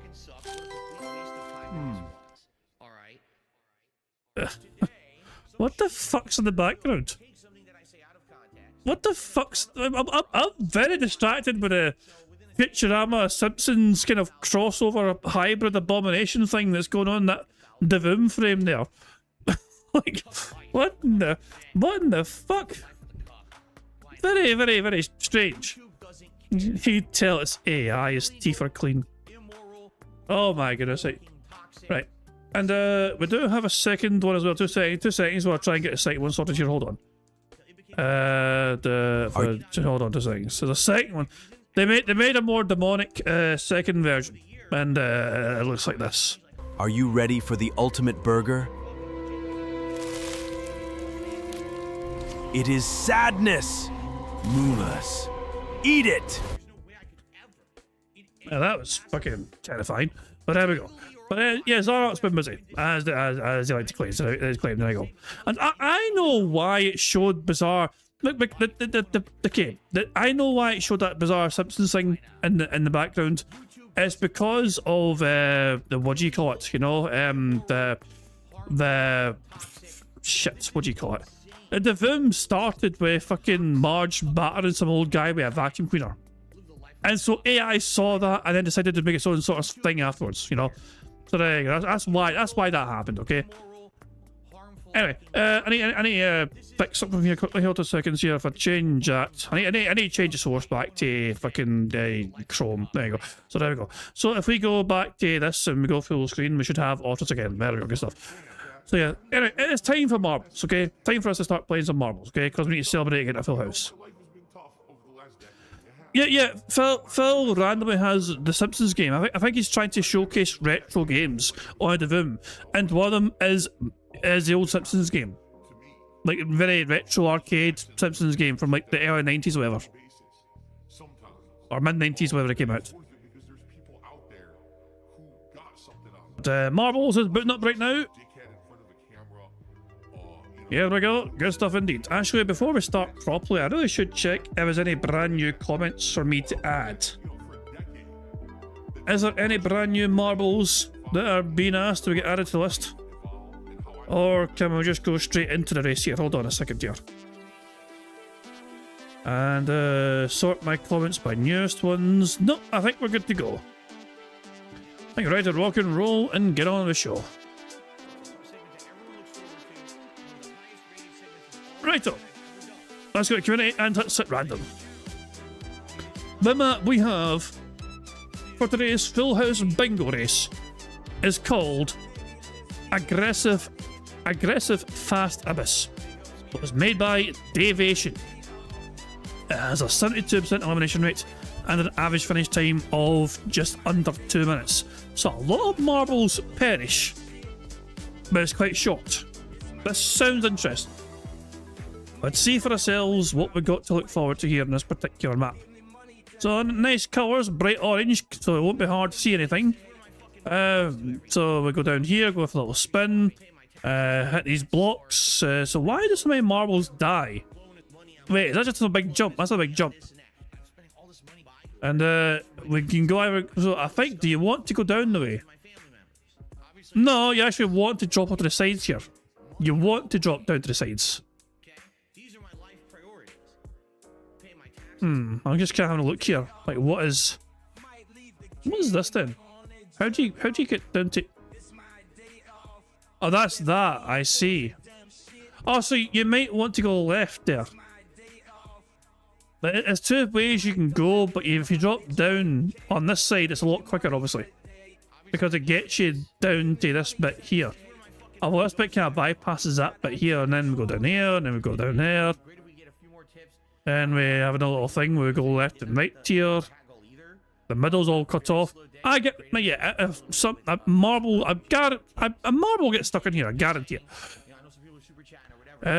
We go through here, round there, and the finish is down there. Why is it getting harder to see the further down we go? That's kind of strange. Yeah, it's a very strange visual effect going on there. You know, but it was getting very hard to see what the fuck was going on there before we were going down. Anyway, here we go. Time for us to pick our Full House marble race winner for today. Let's see who's going to come out on top here. As we see every single marble in close contention so far. Zooming around the circles here. And really, it's hard to fucking tell who's going to fucking come out on top here. Wild Bill has the early advantage. Holy shit, is that good or bad? That's bad! You're dead! And so are you, and so are you, and so are you, and so are you. Holy shit, so many marbles are dying. So many marbles are dying. Just stop stop dying. Is there anyone that's alive? Camber Dutchman, you're alive. Is that a good thing? Who's doing what? Who's where? Sean O'Mac's gone. Brian's gone, but yeah, I am very wary if marbles might fall to finish. I am trying to be very, very mindful that somebody could finish in the finish. Well, you get what I mean. But Emma Royd and Camber Dutchman look like they're both competing for first place here, but Emma Royd has the advantage. Look at Emma Royd go. Can Camber Dutchman catch up to Emma Royd? Also, I've got no idea what's going on with the colour scheme here. The map is going very weird with the colours. So all those marbles that fell before, and looks like that none fell on the track down here. They fell and they fell to demise. Emma Royd is about to win. Emma Royd is seconds away from victory, and Emma Royd has won. Their marble was victorious. Well done to Emma Royd. Camber Dutchman in second place. We lost almost 100 marbles. 100 marbles died in that fucking jump. Beans for you is third, Larry 4th, Fear Monarch 5th, Jade 6th, Gibble 7th, Ronan 8th, 99 Space 9th, and Tom in 10th place. The last few marbles are crossing the line now. The Baron's the last one alive here. But they're about to finish the course. Windows missed the fucking finish! They let go of the whole entire finish line, goddamn. But well done to Emma Royd, their marbles victorious. Only 30 marbles ended up finishing that race. There's your top 30 right there. Fucking Jade survived, for fuck's sake. That's embarrassing. Foxware, Foxstar, Dragon, Mad Max, SD, 59V, Tidal Welshman, Stan, Redden, Daniel Hensley, Dajadan, Rabashank, Sean Green, Moki, Dark Gross, Cell Shader, Sonic, Tracy Young, Sticky Man, and the Baron. Those are the only survivors. But everyone else died. But yeah, Emma Royd, you're victorious. Congratulations to you, Emma Royd, on your victory. Righto, so now we need to spin the wheel and see what prize Emma Royd has won, so let's do that right now. Will Emma Royd win a Scottish Soundboard Pass like so many others before them? Will they win an intro shout-out or a full house ticket? Emma Royd gets an intro shout-out. The Steve special. There we go. Congratulations to Emma Royd, you've won that full house marble race, and your prize is going to get an intro shout-out on tomorrow's bingo stream. Good stuff indeed. So you guys have voted for a second bingo card. 70% of you guys want a second card. If that's what you want, that is what you shall be given. So that's no problem whatsoever. So here we go. So we're gonna Batman and pause the whole time. We do have to reset the free spaces. The free spaces go back to 0. Everything else though stays exactly where it is. You know, the big counter stays where it is. The sips, snorts, and burps counter stays where it is. But also we need a brand new card to go again. So let's reset everything there. And I'm sticking with a 5x5. Fuck it, we'll do a 5x5 card. But yeah, we'll see what happens. If we want to, if we don't, there's no pressure. We've already had one full house, I mean, so we'll see what happens. But yeah, I mean, I don't know. I mean, time-wise could be. I don't know. It's hard to tell what to expect in the last for the rest of the morning show. I've just been begging profusely, you know. I could do 3x3. 3x3 seems a more logical choice. Now that I think about it, 3x3 seems logical. You know. I'm doing 3x3. Hold on. I'm going to change it. Hold on. You guys enjoy the autos. Hold on. Let me give you guys some autos to enjoy. While I set up the 3x3, hold on. 2 seconds here. Let me go here. And let me go here. I'll go here. Change just to that. Change that to that. Okay, and then go here. Need to change this file. Need to amend it here. And need to change just to that. And there we go. I have no sound effects, sorry. It's also not hardcore mode. I mean, I'm not doing hardcore mode. Yeah, I'm just a normal 3x3 card. Just a normal 3x3.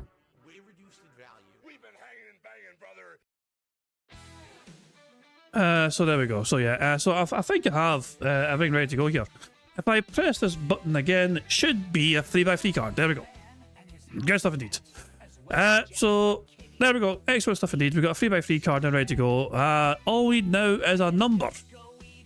We need a number to generate this bingo card. the 3x3 card that we have for the rest of Phil's shitey Manning show. So the first number in chat I see, the number that I use to generate a second card, make sure it's a fucking good one. Because it would be quite nice to get a second full house, just saying.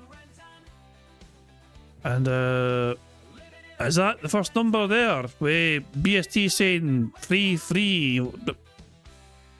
You're saying 3-3 HC Mang, and then you're saying H3, like, I don't know.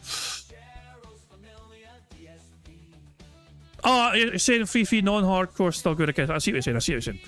Okay, Big Dave is the first number. I'm saying 3645. Okay, 3645. There we go. Good stuff. Right, we need Phil to send to the phone on this second bingo card. We need Phil to give someone a good old-fashioned leaning manual. I mean, if people want hardcore mode, we can. I mean, I don't mind it. We've not started yet, you know, so I don't mind whatsoever if we do hardcore modes, you know. Okay. Beat, bot, there you go, hardcore mode, there you go. Hardcore mode, activated. There we go. No free spaces apply. We've got a 3x3 card, and basically we either win or we lose. But the good news is we can watch Phil at any speed we want to, because we don't have to worry about the beg timer anymore. We can watch him at 2 times speed if you guys want to. I think I'm going to bump up to 2 times speed. Yeah. There we go, good stuff. Hardcore mode, 3x3 card. Let's fucking see if we can finally win a fucking hardcore mode. We have never won a hardcore mode card. Well, today be a day, that changes. We'll have to wait and see. For that to happen, we need Phil to ban somebody. His voice cracking, him talking about Twitter X or being on Twitter X, him saying you guys, him talking about his cards, him being on cloud mode, him saying fuck, tired on update. There is a very easy way for me to check if he has banned somebody, and that is me to check the ban tracker. After 8 minutes past 12, has he banned Ellen in the morning show? Let me see. Yeah, he bans a whole bunch of fucking people actually right after this here. You know? And this is both on YouTube and on Kick. Yeah, he bans quite a few people, so I think we're quite safe in ticking off the leaning ban. Burger? That's a good way to tick off straight away, because he is definitely banning people at this point in time. In fact, we're about to see him ban somebody on Kick in a minute's time. It starts almost straight away, you know. So there we go. We have 1 square ticked off straight away because Phil has banned somebody. So yeah, hardcore mode, no free spaces, but okay, remember guys, if we do get free spaces, it won't count for this card, but it'll carry over for tomorrow. So 50 likes on bingo, we'll get 2 free spaces for tomorrow. And the same goes for supporting our shit as well, and all that jazz. There's one thing I have to do before we keep playing bingo, and that's for us to press the random Scottish soundboard button to send us off in the battle for a second time. I'm Scottish!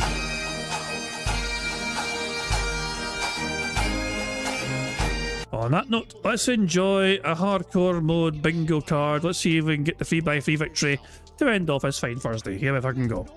Thank you for the $10. I appreciate that.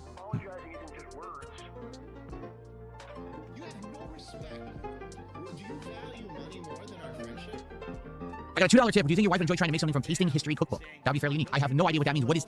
It's 2 times speed too fast. It does actually feel a bit too fast though. 2 times speed might be a wee bit too fast. I might fucking dial it back to like 1.75, you know? We'll try and find a good middle ground, okay? I got a $2 tip. Do you think your wife would enjoy trying to make something from Tasting History Cookbook? That'd be fairly unique. I have no idea what that means. What is Tasting History Cookbook? Is that a real physical cookbook? Or is it something else? In truth, our meals now are based more around health and nutrition than gimmicks or, honestly... Why don't you back it up with a source? My source is that I made it the fuck up. Based on like flavor. So like, even though a themed cookbook might make sense, I don't know if we would do that because we're trying to eat healthy. We don't want to eat something that would be like bad for you. And I don't know what tasting history is.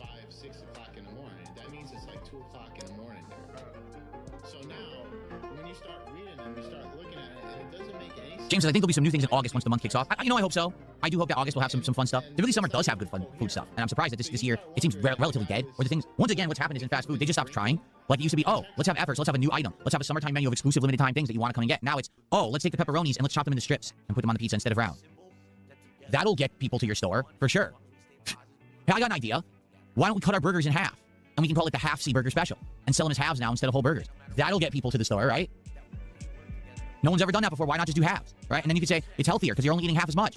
And by the way, you can charge more. Like, let's say, for example, the Whopper right now is $10. I know that sounds insane, but let's say the Whopper is $10 at Burger King, because it is. So you cut it in half and sell half a Whopper for $5.50. So you actually make more money on the sale because you're upcharging the half, but you could say it's less fat and calories, and you can make money on it. This is a great idea. Why doesn't Burger King hire me? I'll get some good menu items on there. Anyway. Bruh.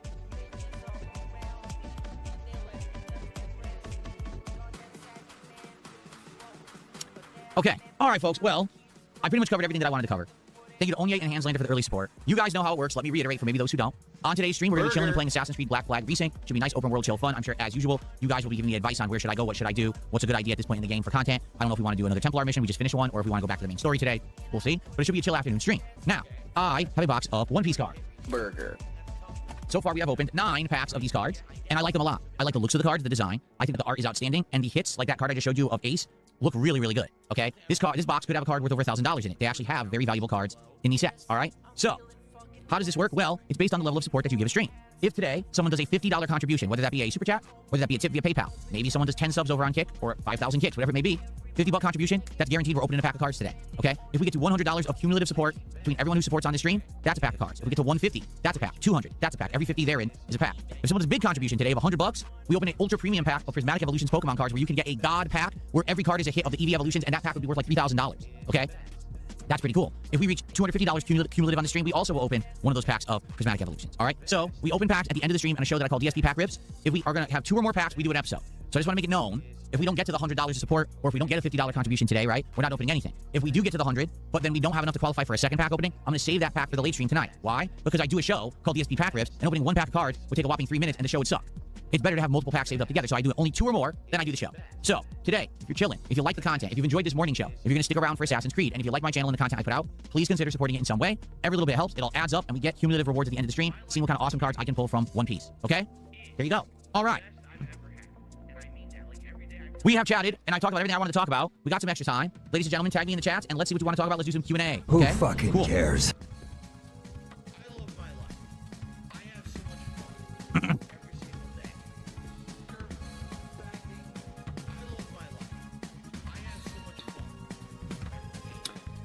Let's see here. Bean says live reveal. The pack rips are on this channel. It's in a playlist for itself. It is called DSP Pack Rips. You can find it right here on the channel. I'm going to show you. Here, let me show you. Okay, so here we are. Ready? Hold on, this idiot is spamming again. So here we are on DSP Gaming on YouTube. And, well, actually, okay, I should actually say live right cares? Here. There we go. Burger. And oh my God, you just scroll down past For You, which is your personalized feed. And if you scroll past DSP Stream Highlights and the Final Fantasy and la la la, go all the way down here. These are my ongoing podcasts and shows. And here it is, DSP Pack Rips July 2026 onward. As you can see, yesterday's 2 episodes are there, but then it's just the ongoing playlist all the way back to it's actually the very final days of June. So it's been going for about a month. And we already have like a ton of episodes. So there you go, there's the playlist, and that's how you find it. Okay? Cool.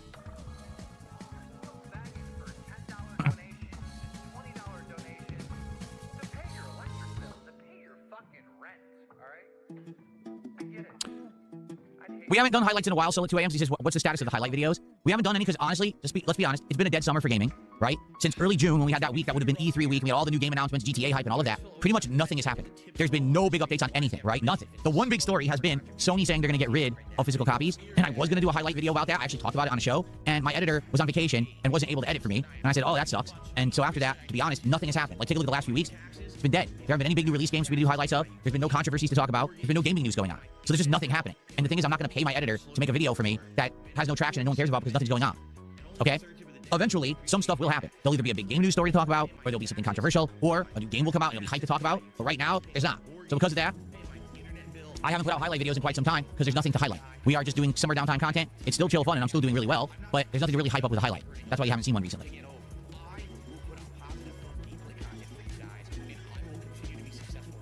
Bullshit! No, I haven't bought a physical copy of a game in 100 years. Would a death highlight video be funny and do well for Dark Souls? Probably not.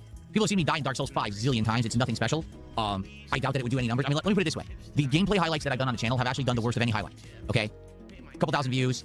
3,000-4,000 views. All right? And what did that tell you? What do you think that tells you, Phil? About what people fucking want to see from you? What message have you fucking gained from that? Has it sunk in yet? You clueless old cunt. Has a fucking penny dropped to you, Phil? That doesn't do anything for me. That doesn't really bring any new engagement to the channel. It also doesn't make me any money. I lose money on the deal because I pay more for the video to be made than the video will make. The videos that do well are the ones that are on hot topics. Me telling you about my thoughts about Crimson Desert or, First Light 007, or talking about a controversial game news story or stuff like that. Those did numbers, right? They did really well. And I like that kind of content for the channel. It brings new eyes to the channel. Those videos hit the algorithm. You can find them, get them in related videos or suggested videos.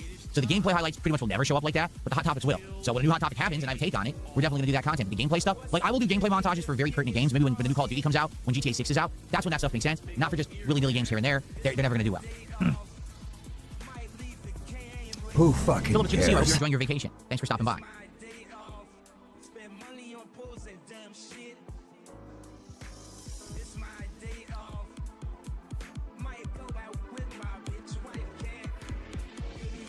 I signed up for the Duskbloods network test. I believe sometime in August we're going to be notified if we got in or not. So when I get my feedback on that, I'll let you know if I got in or not. Outside of that, obviously I'm interested in playing it when it really comes out, but no one knows when it comes out.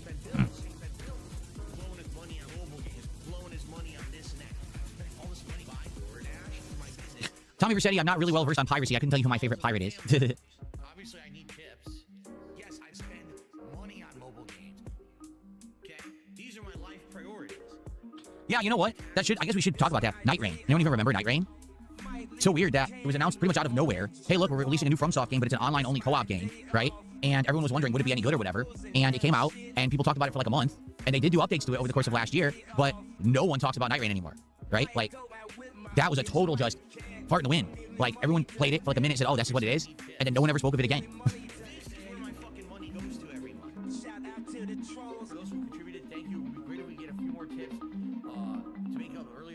I've never played Sid Meier's Pirates. No, I have not. It's been a very slow day. We creatively pick it up a little bit with maybe some contributions with tips. Oh, so yeah, I still don't know what happened. This is so weird. Okay, let's talk about this briefly. So something very bizarre happened the other day, like 2-3 days ago, okay? So after my first stream ended, I went, as usual, to upload all of my videos, okay? And I started uploading the morning show. Cares? That was uploading fine, no problem. And then I went to upload DSP Package, which is my show where I open cards and I have a special episode, for it.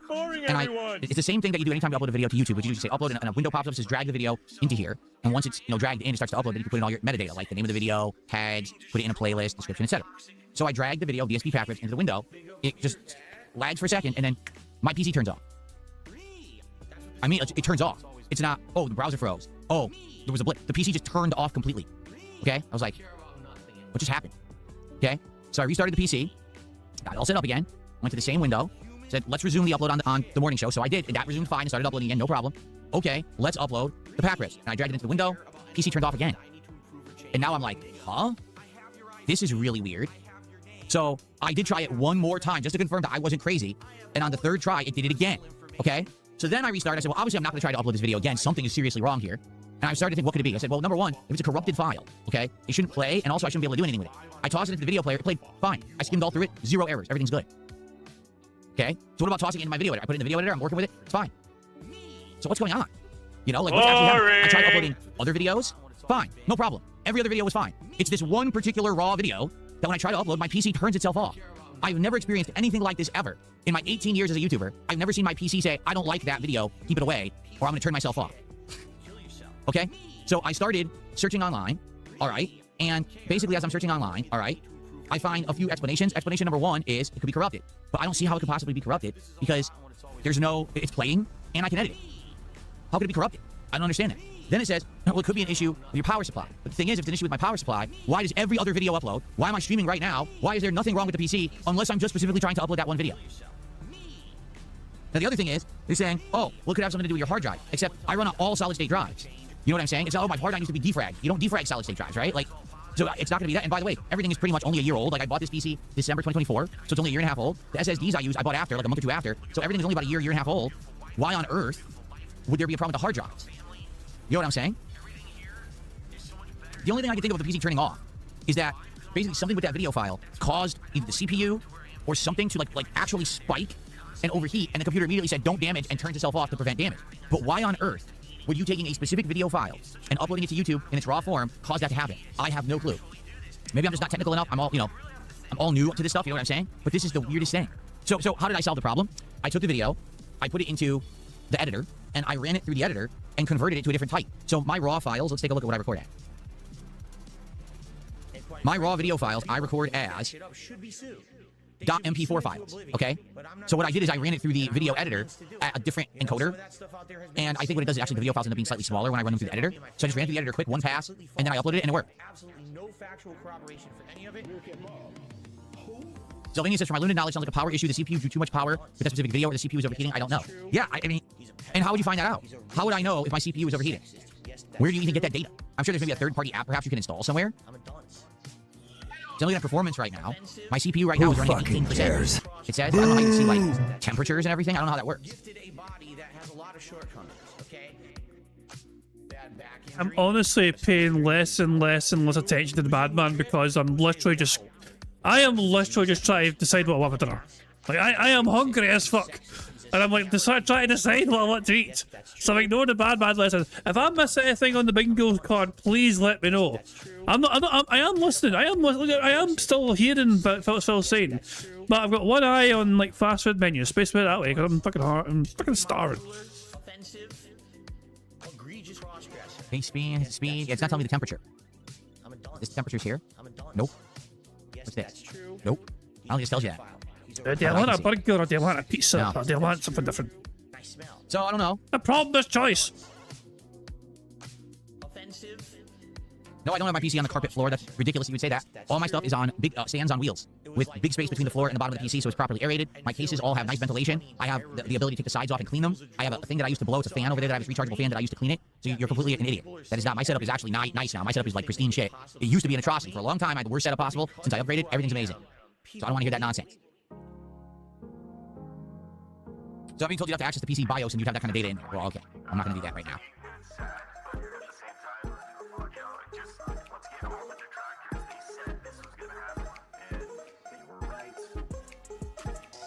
What's up, Blood Rain? How are you? Welcome to the stream. All right, so guys, last few minutes, let's do a little bit more Q&A and chill, and then we'll end the show and we'll start with Assassin's Creed. It would be great to get some early support. Thanks to the 2 people who did. Anything appreciated, whether it be some kicks, a sub, a tip, a membership, a super chat. In fact, right now we got 2 super chats today. That's it. Can we get our first tip of the day? Or did we get a tip? Wait a minute. Maybe we did get a tip. We did. We got a $2 tip, right? Never mind. We did get a tip. I forgot. Can we get our first sub of the day? Can we get some kicks over on Kick? Can we get a first membership of the day? Okay, let's get a little bit of stuff going in the right direction here. Get some momentum flowing for the show. It's kind of mad to me that I made more money on Bingo than the film made on his stream. And he's basically begging for the entire fucking show. I never had to beg, which is great. MSI Afterburner is great software to track that kind of stuff. Interesting. The only time I'll beg is to beg you guys for a like in the stream. If we get 50 likes, it gets us 2 free spaces that will carry over to tomorrow's Friday bingo. We can't use free spaces on this current bingo card, it's hardcore mode. But if there's one thing I will beg for, it's for you guys to like the stream if you've not yet liked already, because I want to try to get 50 likes, which means we get 2 free spaces to start us off on tomorrow's show. Maybe I should get it. Oh, and actually we do have 51 likes. Well, fantastic. Well, 2 free spaces for tomorrow. Fantastic. I will add them right now. And you guys can't see it, but they're on the free space counter. Actually, I'll show you. Oh, here you go. See? There they are. 2 free spaces. They're on the counter. So there we go. And yeah, to thank you guys and reward ourselves for getting over 50 likes, we'll also get to enjoy the Bubbles animation made by the supremely talented Pixar Animations. We're getting us 2 free spaces for tomorrow's bingo stream, but remember, keep 9 in the bottom right for Jasper Kitty. There is a fuck him up, Jasper. Good cat. I love that fucking pussy. Good stuff indeed. Right, so 2 free spaces for tomorrow's Friday bingo already locked in and secured. Thank you very much, guys, for that. Very kind indeed. So there we go. Let's see how we do with this card. To be honest, I can't see us getting any more square. We might get fuck ticked off, but I can't see us getting a full house on this card. So let's just batter through it. Let's get to the end, and then we can call it quits. You know, hardcore mode is always a bit of a fucking fickle thing. Sometimes you get a good card, and sometimes a bit of a tough one. But I don't feel very confident in this getting a full house, just because of I don't think Phil's going to be too coin mode. I don't think he's going to mention Twitter or X, and I don't think he's going to say the word tired either.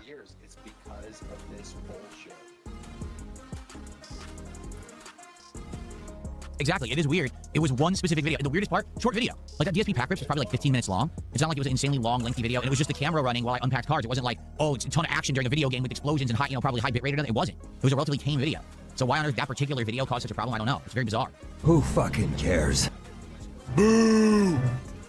Mercury Plays, I am a fan of games like Detroit Become Human. I like those. I like games where you can do like choose your own narrative decisions and see what happens, and you know how it changes in branching paths and things that can, be different outcomes. I like that a lot.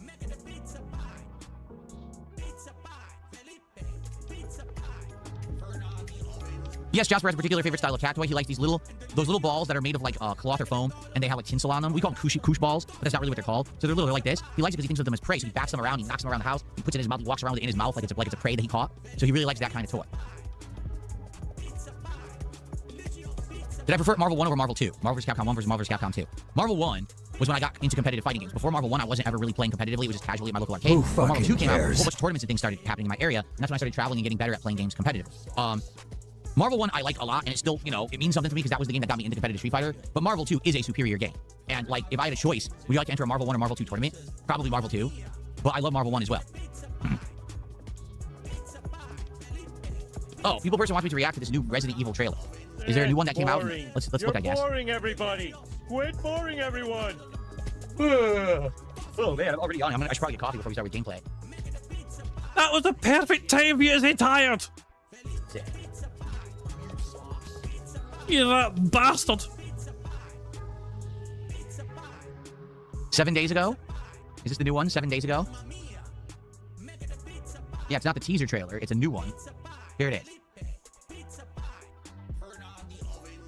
So now my morning show is going to get completely claimed for content because I'm about to react to this. I'm used to this. If ever I ever react to anything, the entire piece of content gets claimed by somebody. So now Sony Pictures will own the rights to my morning show. Ready? All right. Hey, man, I gotta be 7. Do you know where I can take this? Excuse me, I got. Oh my god. Anybody order a kidney or liver or whatever this is? Anybody? It seems like it's kind of important. Hey, you got time for another run? No, I'm wrapped up for the It's outside the zone, so please double. The subtitles are completely lagged, so I'll turn them off. Do that. Sweetheart, I'm sorry, the signal sucks here. Can you hear me? I'm gonna stay with Katie for a bit. Michelle, please do not go stay with freaking Katie. I'm still getting my feelings that you don't even care enough to come home and have this conversation. Seriously, I'm working. This could be some 8-year-old boy's heart or someone's mom's brain. Ouch.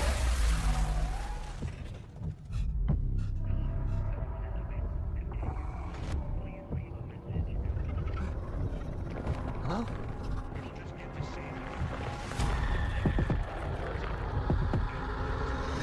Hello?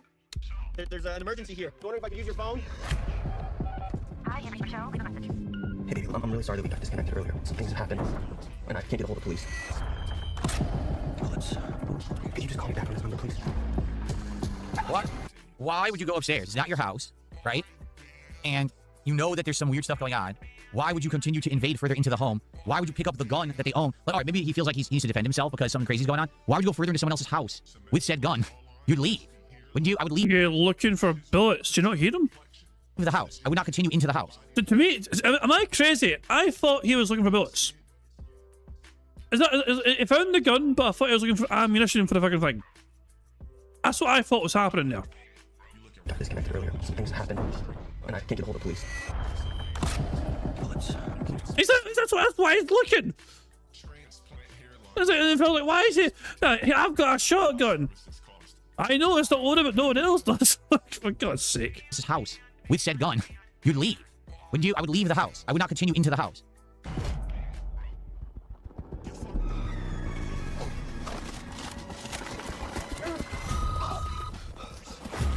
Everything that's happened in this town transpired in a matter of hours. You have no idea what you got there in your hands.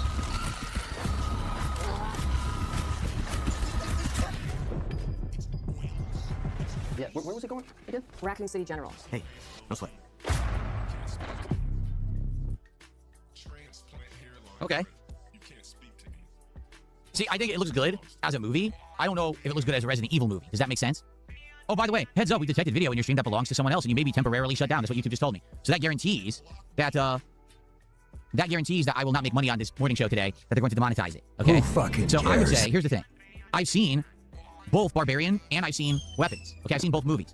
I like them both. They are very, very disturbing movies. Incredible amounts of like gore and horror. Okay, they're unique movies. They stand out because they're not like other movies, like horror movies. They actually have unique premises. Premises. What's the plural of premise? Premises. Bruh. So they are unique plots. Okay, and they're entertaining movies. So I'm curious how this is going to be. How kind of a movie this will be, right? Because it's called Resident Evil, but I don't think it should be. Why? Well, because he outright said, Zach Kregler, whatever his name is, Kreger, he's already said, so I want to make a movie that has nothing to do with the plots of the games, because people have already played the games and they know those plots, and rather than do shot-for-shot recreation, which is a waste of time, or try to do something different with those plots, which everyone will be annoyed by, hence look at the previous Resident Evil movies, right? I just want to do my own thing. To which I respond, that's great. Then do your own thing, and don't call it Resident Evil. Why do you need the property? Why do you need the IP to make this movie? Just make your own movie based on zombies. It doesn't have to be Resident Evil. You don't have to call it Raccoon City. You could just make the movie and call it something different. In fact, this guy already has a track record of success, so why does he need the Resident Evil intellectual property? I don't get it. Like, I feel like people would go watch a movie this guy makes just because he's already made a bunch of good horror movies, so why does he need to make a Resident Evil movie? I don't get it.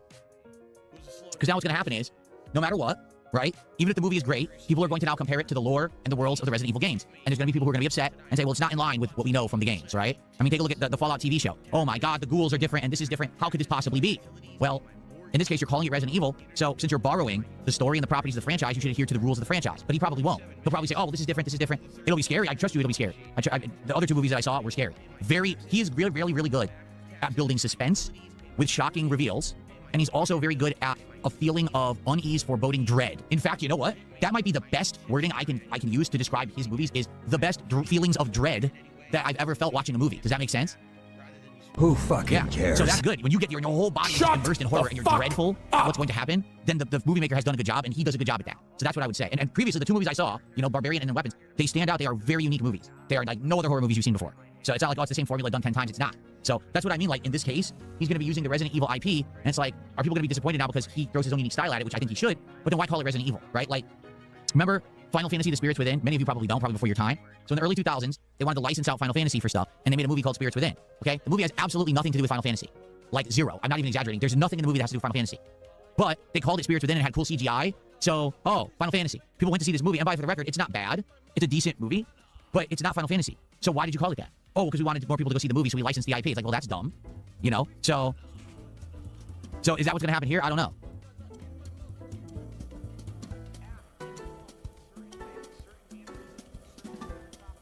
On brighter news, I'm about to order myself something to eat. I'm fucking starving. So yeah, hopefully if I time it right, Bingo will end and then it'll arrive not long afterwards. You know, I'm going to order it very soon, but Bingo's going to end in like the next 5-10 minutes or so. So yeah, the end is almost here, unless of course we get a full house and then we're going to have to do some marbles.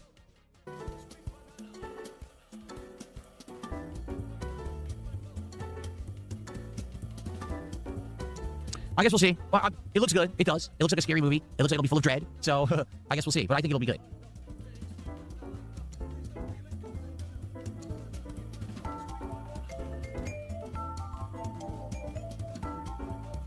Oh, see, that's wrong. This person says, it won't flop with the latest Silent Hill movie that was a true adaptation to the game, but the fans disagreed. Did you see the movie?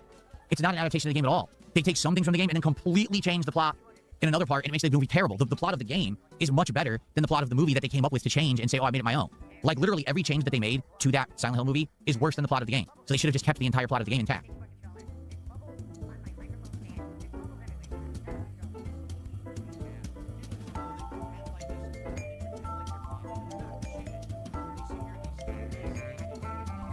Oh, all right. Oh, Zanzibar Nights did 100 kicks. I didn't shout it out because I was occupied there. Thank you, Zanzibar Nights. I appreciate that.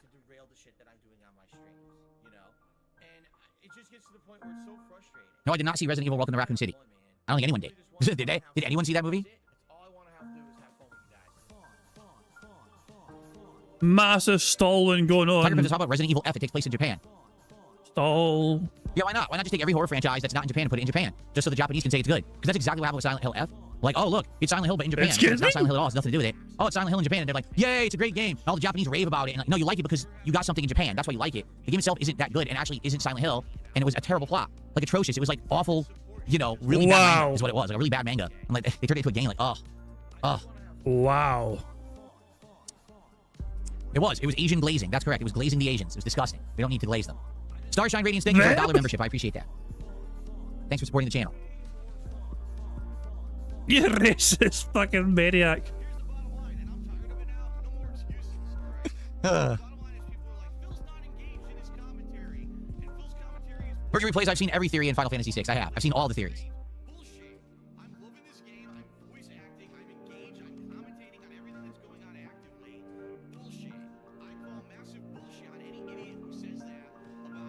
All right, I guess we're winding down. We're probably going to end the morning show. And we're going to get set up and get started with Assassin's Creed for today, everybody. I hope you're ready to chill and do some new progress with Edward today. Who fucking cares? I need my coffee, too. I'm going to go grab my coffee before we start, actually. And I'm going to have it here as we play the first hour because I'm already feeling like, ooh, I need my afternoon coffee. Are you tired?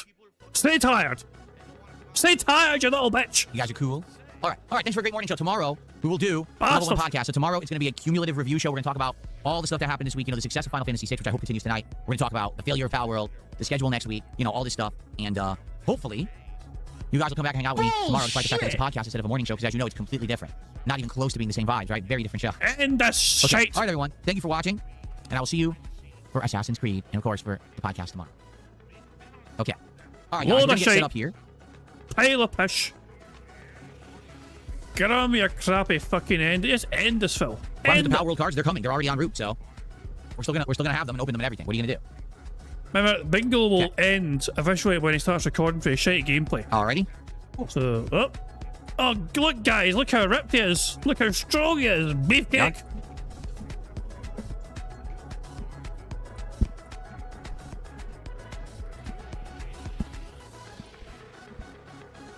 Did you guys see that? He was able to stand up and then sit down in the chair without losing his breath. Let's see here. He is impressive as fuck. Okay. All right, give me a sec. Let me just run downstairs and grab my coffee because I really need it. And then we will begin with Black Flag Resync. Hopefully you guys will chill and enjoy and support and have a good time with me this afternoon as we continue on with the game. I'll be right back. Hopefully you guys will enjoy and chill and support. That motherfuckers. We can fast forward. We can fast forward. Until the bad man returns. Wait until the bad man returns. He's back. He's back. Okay, hold up. He's back. Here we go. Oh, I need this. Oh my god, he's drinking gin. Okay.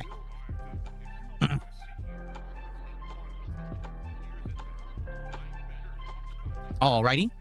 Also, so much for not sounding fucking tired when you fucking like go from one room in your house to another room.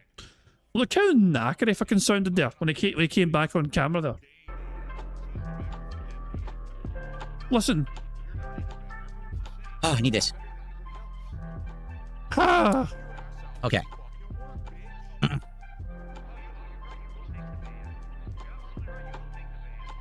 Alrighty. Come on, Phil. Start your shitey Let's stop the gameplay. music and let's get started, everybody.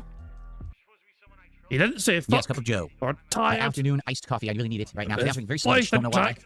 Maybe I worked out again last night. Yeah, probably what it is. I'm very sore right now. Bullshit. My schedule was all thrown off. It was almost the whole week I didn't work out. And now this week I've been working out again regularly. So now my body's all like sore all over the place. Like, oh, I'm tired and sore. Lies. Oh, man. Coffee, please. He still won't say tired, a fucking prick. He's sabotaging hardcore mode. He's sabotaging. Oh, that's right. This game has incredibly low volume. I just remembered. It's almost over. It's almost over.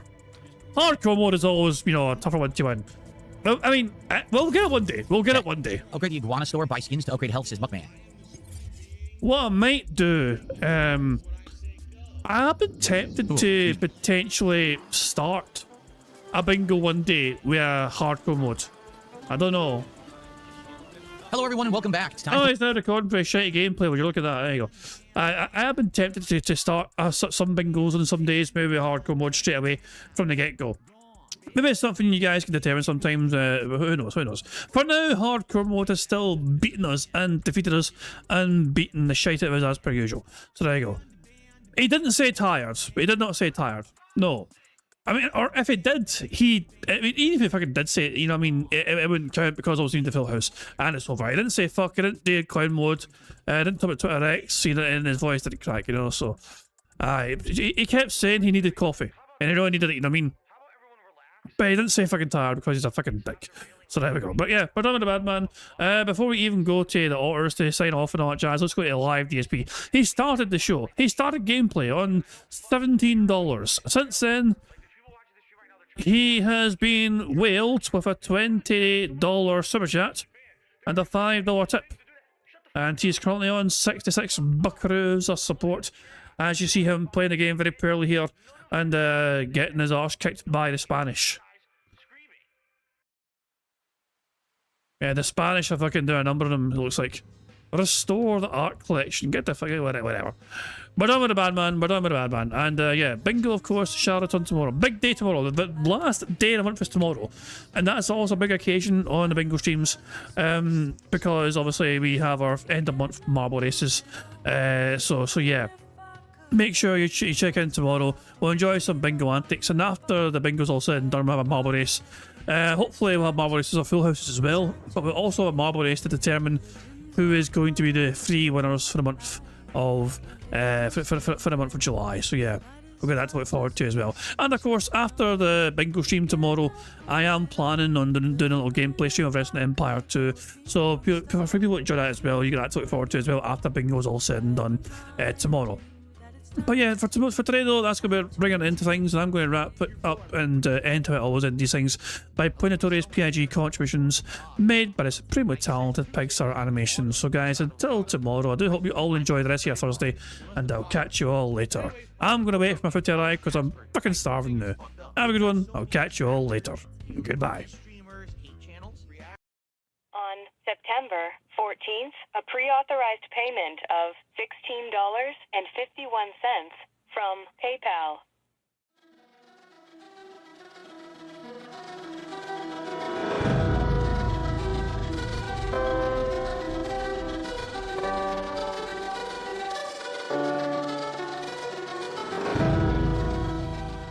All right, Luna Mills has tipped me $1.30. It says, "I'm back. What's your favorite type of shower?" When you're showered in money. When you go outside and all of a sudden greenbacks start falling from the sky and you raise your face up, you're like, oh, you start dancing, you go, oh, money, money, yeah, yeah. All right, I don't know what the hell you're talking about, but thank you for the first tip of the day.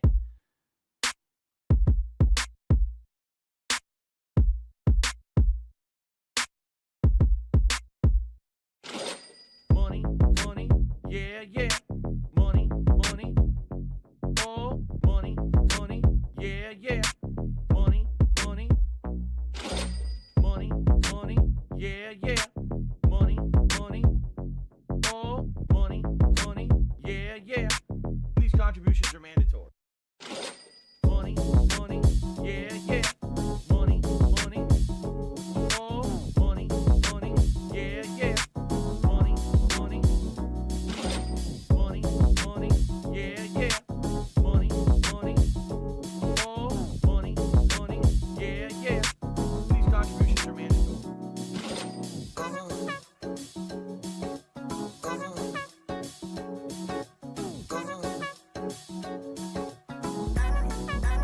Show me the money.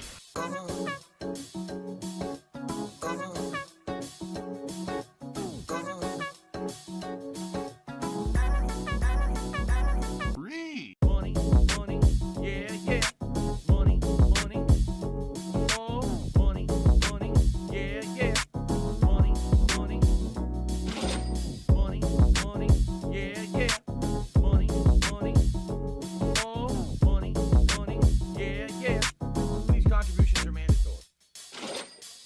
And it's gone, just gone like that.